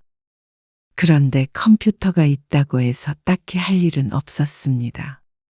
느긋하게 커피 마시며 TV를 보고 싶은 기분이었지만 아내 때문에 어쩔 수 없이 피신을 온 것뿐이었죠. 앉아서 인터넷으로 뉴스를 보기도 하고 책장에서 책을 꺼내 읽기도 했습니다. 그러다가 오후 2시. 노 씨는 아침에 아내가 했던 말이 떠올랐습니다. 오늘도 종일 집에 있을 거냐는 질문. 아니, 종일이 아니라 하루 종일이라며 강조했던 그 목소리. 노 씨는 괜히 나갔다 와야 할 것 같은 기분이 들었습니다. 집에 있는 것이 민망하고 부담스러웠습니다. 여보, 내가 장 봐올게. 장? 별로 살 거는 없는데. 저녁 반찬거리나 안방 욕실에 샴푸 없던데. 샴푸 사야 되지 않아? 사와 그럼. 아내는 귀찮다는 듯 한숨을 쉬었습니다. 고기도 좀 사오던가? 찌개용으로? 혼자서 마트에 간 노씨는 이상하게 어색했습니다. 평일 오후에 혼자서 장을 보고 있는 사람들은 남자보단 여성이 더 많았습니다. 필요한 것들을 좀 사고 정육 코너 앞에 섰는데 노씨는 고개를 갸웃거렸습니다. 돼지고기를 사오라고 했는데 찌개는 어떤 부위로 사야 하는지 헷갈렸습니다. 결국 아내에게 전화를 걸었습니다. 여보, 이게 앞다리살도 있고 삼겹살이랑 목살도 있고 그러네. 어떤 게 찌개용이야? 아이고, 그냥 알아서 좀 사와. 뭐 하나 살 때마다 물어보게? 자다 일어났는지 짜증이 묻어나는 말투였습니다. 노씨는 휴대폰을 내려다보며 쓸쓸한 웃음을 지었습니다. 결국 아무 고기나 집어들었습니다. 집에 돌아와 장 본 것을 정리하는데 아내가 혀를 찼습니다. 하필이면 기름기 하나도 없는 부위를 사왔어? 차라리 삼겹살이 낫지. 그렇게 말을 해줬으면 사왔지. 노씨가 대꾸를 하는데 고기에서 핏물이 새어나와 바닥에 떨어졌습니다. 아내는 또 혀를 찼습니다. 그 소리가 어찌나 크게 들리던지 이제는 아내의 혀 차는 소리만 들어도 심장이 철렁하는 기분이었습니다. 아이고, 또 뭐야 이게. 일을 만드네. 노씨는 미안하다고 말하려다가 입을 다물었습니다. 그리고는 묵묵히 흘린 것을 닦았죠. 내심 아내가 칭찬이라도 해주길 바랐던 모양이었습니다. 그런데 아내는 노씨가 뭘 해도 못마땅한 사람 같았습니다. 가만히 있으면 가만히 있는다고 잔소리를 했고 뭐라도 하면 답답하다며 역정을 냈습니다. 열심히 해보려던 마음도 사라지게 말이죠. 여보, 빨래 돌리려고 하는데 이거는 따로 빨아야 하지? 블라우스처럼 보이는 아내의 옷을 들어올리며 묻자 아내가 대답도 안 하고 고개를 끄덕였습니다. 노씨는 퇴직 후에 집에서 시간을 보내면서 집안일을 많이 도와주고 싶었습니다.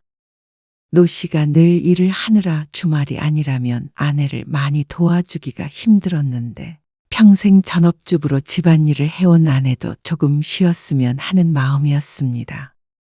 아직은 서툴지만 하나하나 배워가면 된다고 생각했습니다. 당신은 집에서 빨래나 돌리고 있으면 안 답답해? 뭐, 갑자기 웬 시비를 거나 싶을 정도로 비꼬는 말투였습니다. 아니, 어디 잘 나가지도 않고 그러고 있으니까 그렇지. 남자가? 남자랑 그게 무슨 상관이야? 남들은 퇴직했어도 사업 구상하고 그러느라 바쁘던데. 하지만 노씨는 사업을 할 마음이 크지 않았습니다. 기회가 되면 부동산 투자 공부를 하기 위해서 학원을 다녀볼까 생각은 하고 있었습니다. 배워두면 쓸모가 있을 것 같아서 말이죠. 그런데 아내는 노씨가 당장 돈을 안 버는 것에 불만이 있는 것처럼 보였습니다. 주변에 그런 사람이 많은 모양이었죠. 당신 어디가? 며칠 뒤에 오전부터 화장을 하는 아내가 의아해 물었습니다. 립스틱을 바르며 흥얼거리듯 말했습니다. 당신이 안 나간다니까 답답한 사람이 나가야지요. 집도 좁은데 둘이서 북적북적 뭘 하나요? 꼭 노래를 부르듯이 놀리듯이 하는 대답에 노씨의 미간에 실금이 갔습니다. 어디 가는데 그래? 친구들 만나러 가. 다음 달에 나 제주도 간다고 했잖아. 그것 때문에 상의할 게 있어서. 아내가 여자들끼리만 하는 모임이 있었는데 7명이서 제주도 여행을 가겠다고 했습니다. 노씨도 흔쾌히 그러라고 했죠. 그것뿐이면 노씨도 기분 나쁠 일이 전혀 없었습니다. 아내도 가족이 아닌 자신의 인생이 있으니 말이죠. 이번에 같이 가는 지숙이 있지? 걔 남편이 세무사라고 말했나? 지난번에 들은 것 같네. 너무 좋은 직업 같아? 여행도 자유롭게 다니고 돈도 많이 벌고 무엇보다 정년도 없잖아. 그러면서 노 씨를 힐끔 쳐다보다가 마저 화장을 했습니다. 그리고 영선이네는 식당 하니까 직원 두고 놀러 다니잖아. 에효, 뭐가 됐든 공무원보다는 나은 것 같네. 월급은 쥐똥만큼 주는데 정년은 한 일은 5살로 해야 하는 거 아니야? 100세 시대에. 연금이 있잖아. 노 씨는 모아둔 돈과 연금이면 그래도 남들에게 아쉬운 소리 하지 않고 살 수 있다고 생각했습니다. 아내와 둘이서 먹고 싶은 거 먹고 자식에게 손 벌리지 않고 그렇게만 살아도 잘 산 인생이 아닌가 싶었죠. 그런데 아내는 그 이상을 바랐던 것 같았습니다. 나이 들어서 떵떵거리면서 살고 있는 거 보면 부럽지 뭐. 당신은 뭐 한다고 공무원 시험을 본 거야? 어차피 볼 거면 세무사 같은 거나 하지. 거울에 집중하며 대수롭지 않은 듯 말을 하는 아내를 노 씨는 지긋한 눈빛으로 바라보다 뒤돌았습니다. 아내의 질문인지 혼잣말인지 모를 말에 대답할 말이 없었습니다. 소파에 앉아 TV에 집중했지만 아내의 용건은 끝이 안 났습니다. 아, 희경이네 남편은 옛날에 한번 망했던 그 사업 있지? 그거 아직도 하는데 돈 잘 번다네. 부동산 투자해서 월세도 꼬박꼬박 들어오고. 왜 화장을 해도 거실에서 하는 것인지 몰랐습니다. 공무원에서 평생 당신이랑 애들 먹여 살렸어. 시집 장가 다 보내고. 퇴직해서도 돈 꼬박꼬박 나오는데 왜 불만이야? 노 씨도 더 이상 참지 못하고 한마디 했습니다. 다툼이 싫어 두루뭉술 넘어가는 게 보통이었는데 오늘따라 듣기가 참 괴로웠습니다. 그냥 하는 소리지. 왜 그렇게 예민해? 아내는 노 씨가 한마디 했다고 입을 삐죽거리며 말했습니다. 그 뒤로는 더 이상 말을 덧붙이지 않았습니다. 빠르게 외출 준비를 마치고 답답하다는 듯이 일어났습니다. 저녁 먹을 때는 올 거야. 저녁도 먹고 올 거야. 아무튼 나만 보면 밥 타령. 그러고서 쌩하게 나가버리는 아내. 노 씨는 닫힌 현관문을 한참 바라보았습니다. 아내의 태도가 이해가 가지 않았습니다. 노 씨가 집에서 아무것도 안 하고 빈둥대는 것도 아니었고 그렇다고 나가서 흥청망청 돈을 쓰는 것도 아니었습니다. 그런데 아내는 노 씨를 꼭 집에서 아무것도 안 하고 돈도 안 벌면서 벌어둔 돈만 까먹는 존재를 바라보듯 했습니다. 제주도 여행 가는 것조차 노 씨의 연금으로 가는 것일 텐데 말이죠. 어째서 집에서 이런 취급을 받아야 하나 생각하면 가슴이 조이듯 아팠습니다. 서글펐습니다. 노 씨는 혼자 부엌으로 가서 아침에 먹었던 국을 데웠습니다. 밥을 조금 덜어놓고 혼자 조용히 식사를 했습니다. 그런데 얹힌 듯 속이 답답했습니다.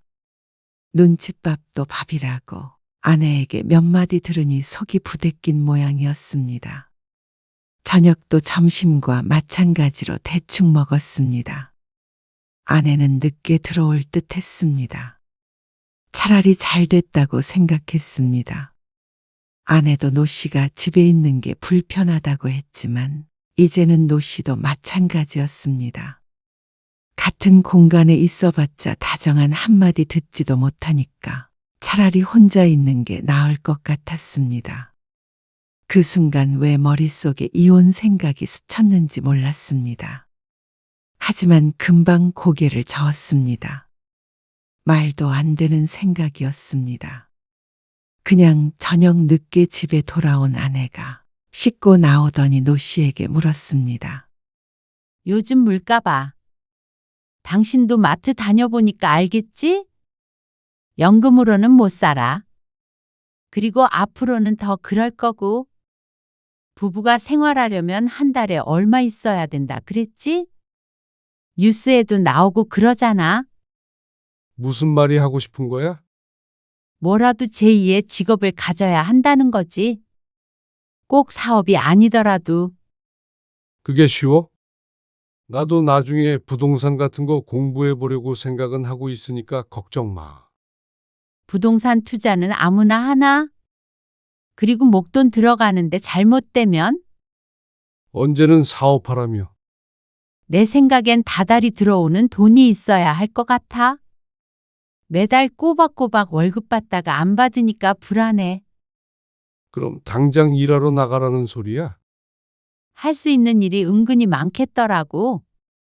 경비라던가 은퇴하고 남자들 그런 거 많이 한다던데? 뭐? 경비? 노 씨가 퇴직하고 몇 년이 지난 것도 아니었습니다.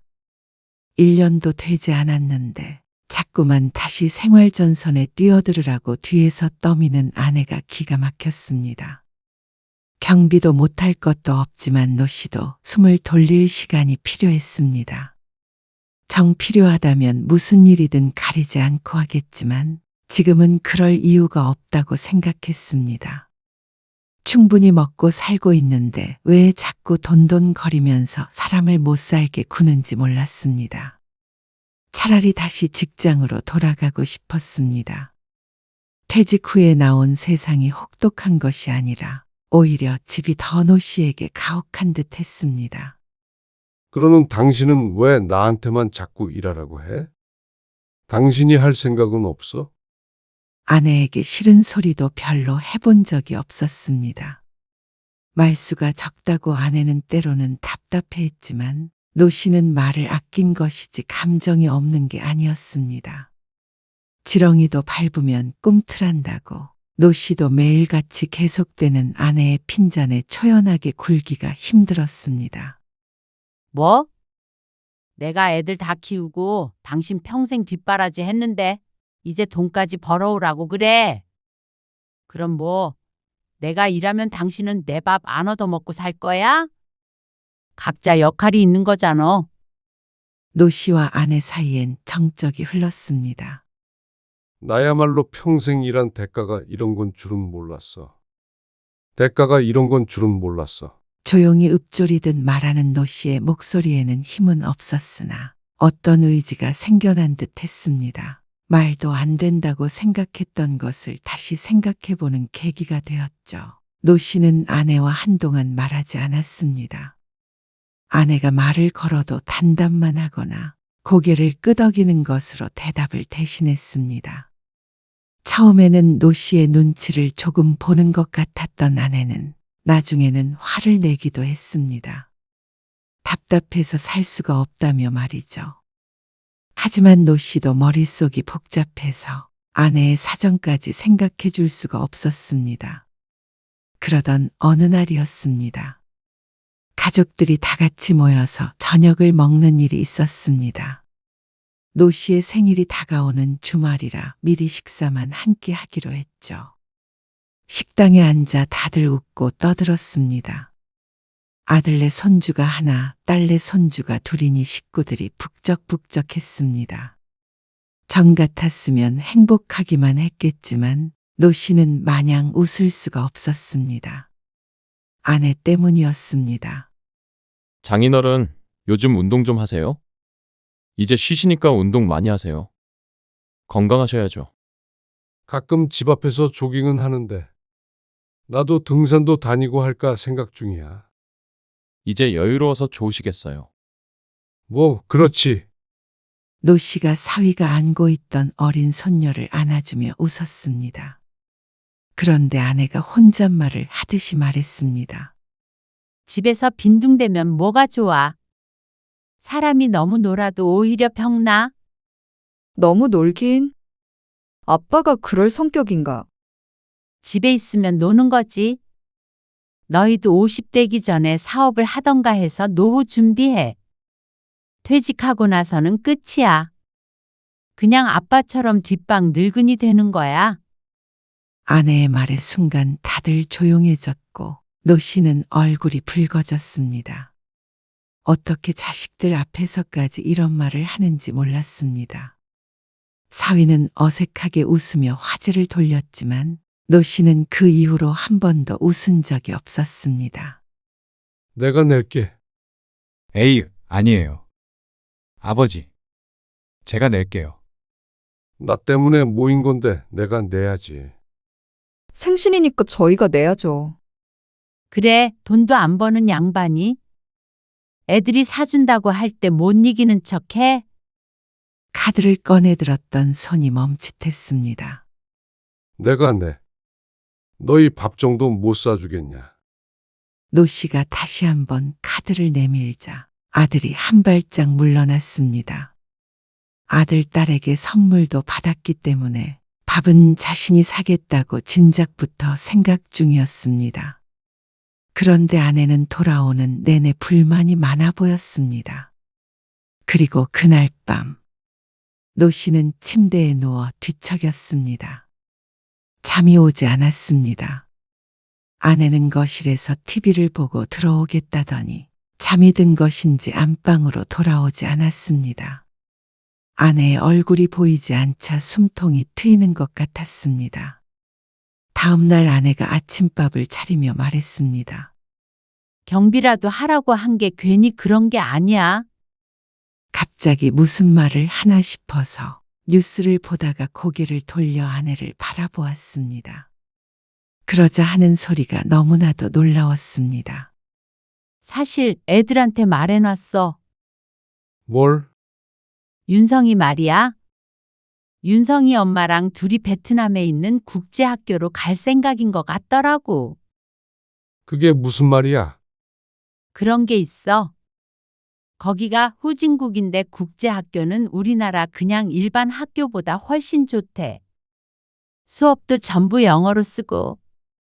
그래서 몇 년 살다 올 모양이더라고. 그리고 그거 학비가 많이 드는데. 재환이 혼자 벌어서 어떻게 해외에 있는 식구를 건사하겠어. 그래서 내가 좀 도와주기로 했어. 도무지 처음부터 끝까지 무슨 말인지 알 수가 없었습니다. 어려운 말도 아니지만 머리에 쉽게 입력이 되지 않았죠. 앞으로 윤성이한테 다달이 돈이 들어가고 그러면 우리 생활비가 줄잖아. 그러니까 내가 자꾸 돈 벌으라고 그러는 거잖아.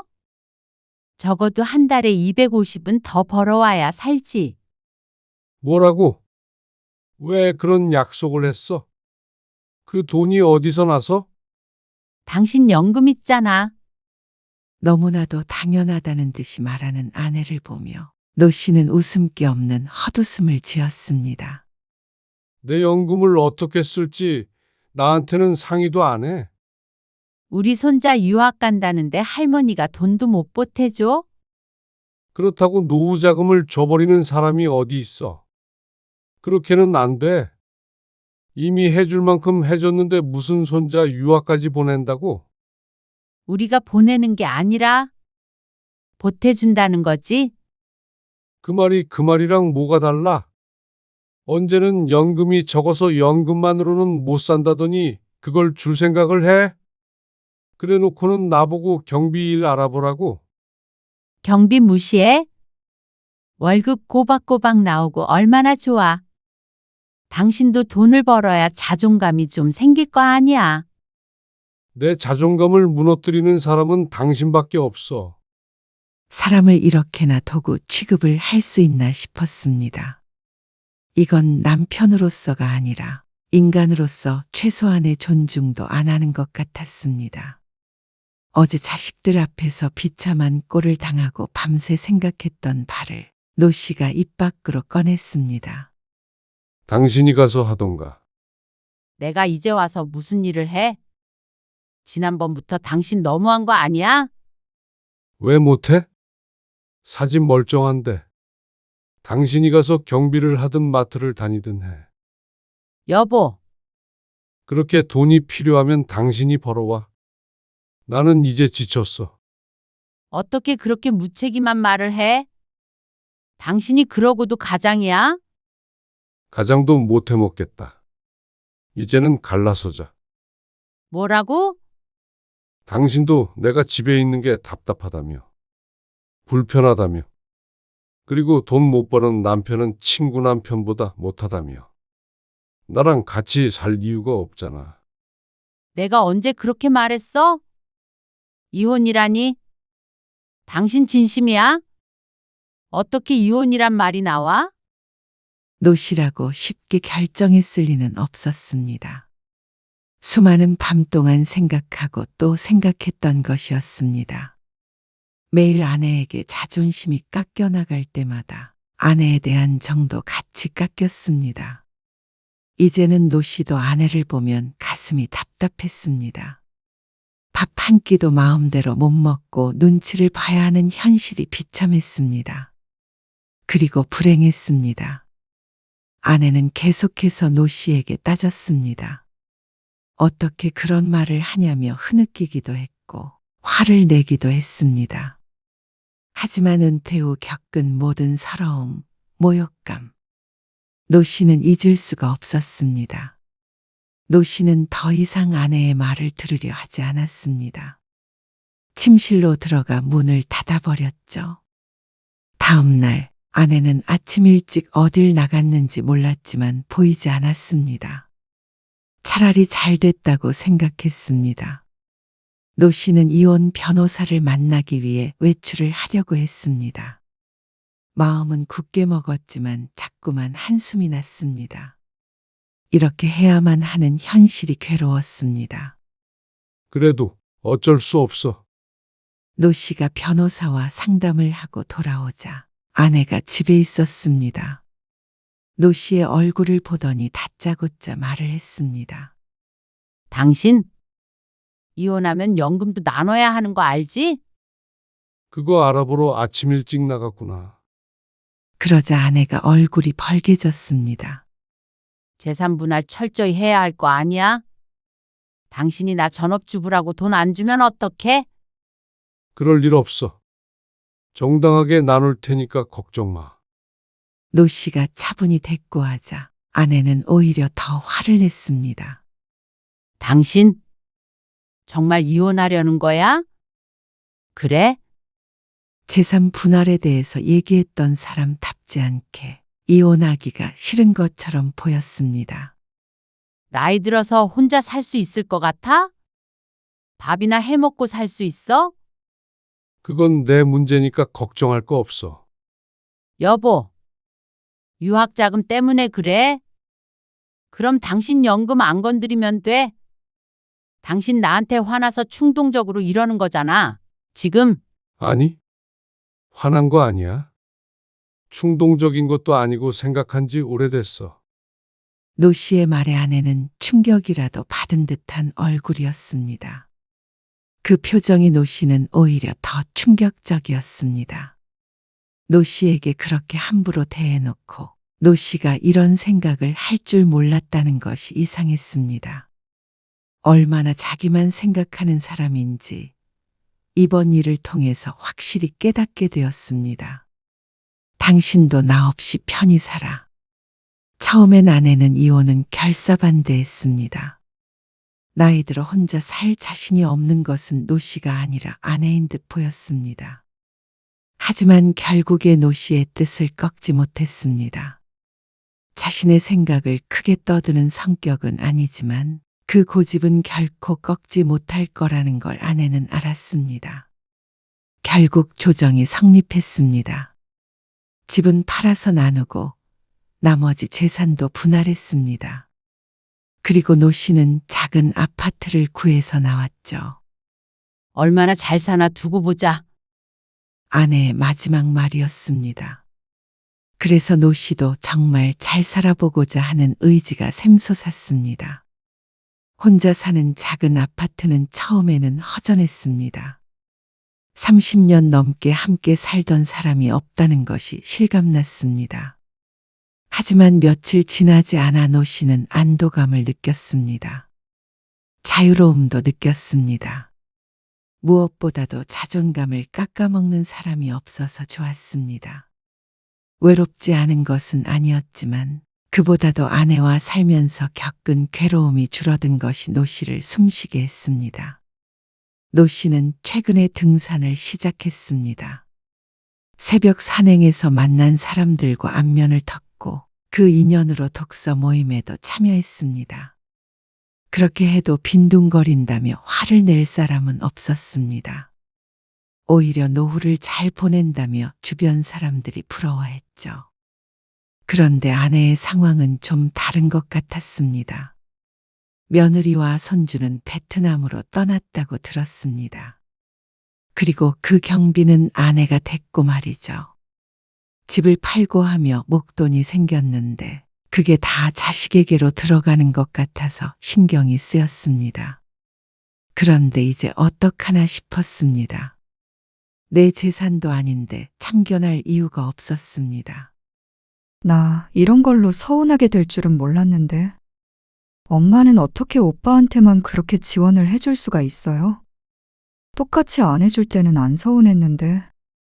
이번에 느꼈어요. 엄마도 아들이 더 중요하구나. 딸이 어느 날 노 씨에게 전화해 말했습니다. 손주의 유학 자금을 대준 것이 섭섭한 것 같았습니다. 그 마음도 이해가 갔습니다. 경솔한 아내가 화를 자초한 것이었습니다. 딸은 아내와 대면대면하게 지낸다고 했습니다. 그렇다고 혼자 남은 아들이 아내를 살갑게 챙길 성격도 아니었고 말이죠. 노 씨는 더 이상 아내에 대한 생각은 멈추기로 했습니다. 노 씨는 자식들과는 가끔씩 통화를 했는데 그뿐이었습니다. 오히려 이혼 전보다도 잘 지냈습니다. 자식들이나 아내의 소식이 궁금하지 않았습니다. 어느 일요일 오전, 노 씨는 아파트 창가에서 커피를 마셨습니다. 햇살이 따스하게 들어왔습니다. 만약 아내가 있었더라면 팔자 좋다고 빈둥거리지 말라는 소리가 날아올 것 같았습니다. 노 씨는 피식 터져나오는 웃음을 갈무리했습니다. 그리고 책을 폈죠. 1, 2년 후에는 다시 일이 하고 싶어질지도 몰랐습니다. 그런데 지금은 스스로에게 휴가를 주고 싶었습니다. 오랫동안 고생해서 일한 보상을 작게나마 주고 싶었습니다. 사치하는 것이 없기에 가진 것으로도 소박하게 살아갈 수 있지만 하고 싶은 것들도 다 해보고 푹 쉬면 그땐 소소한 일거리라도 찾아볼 생각이었습니다. 이제 내 인생을 찾은 기분이었습니다.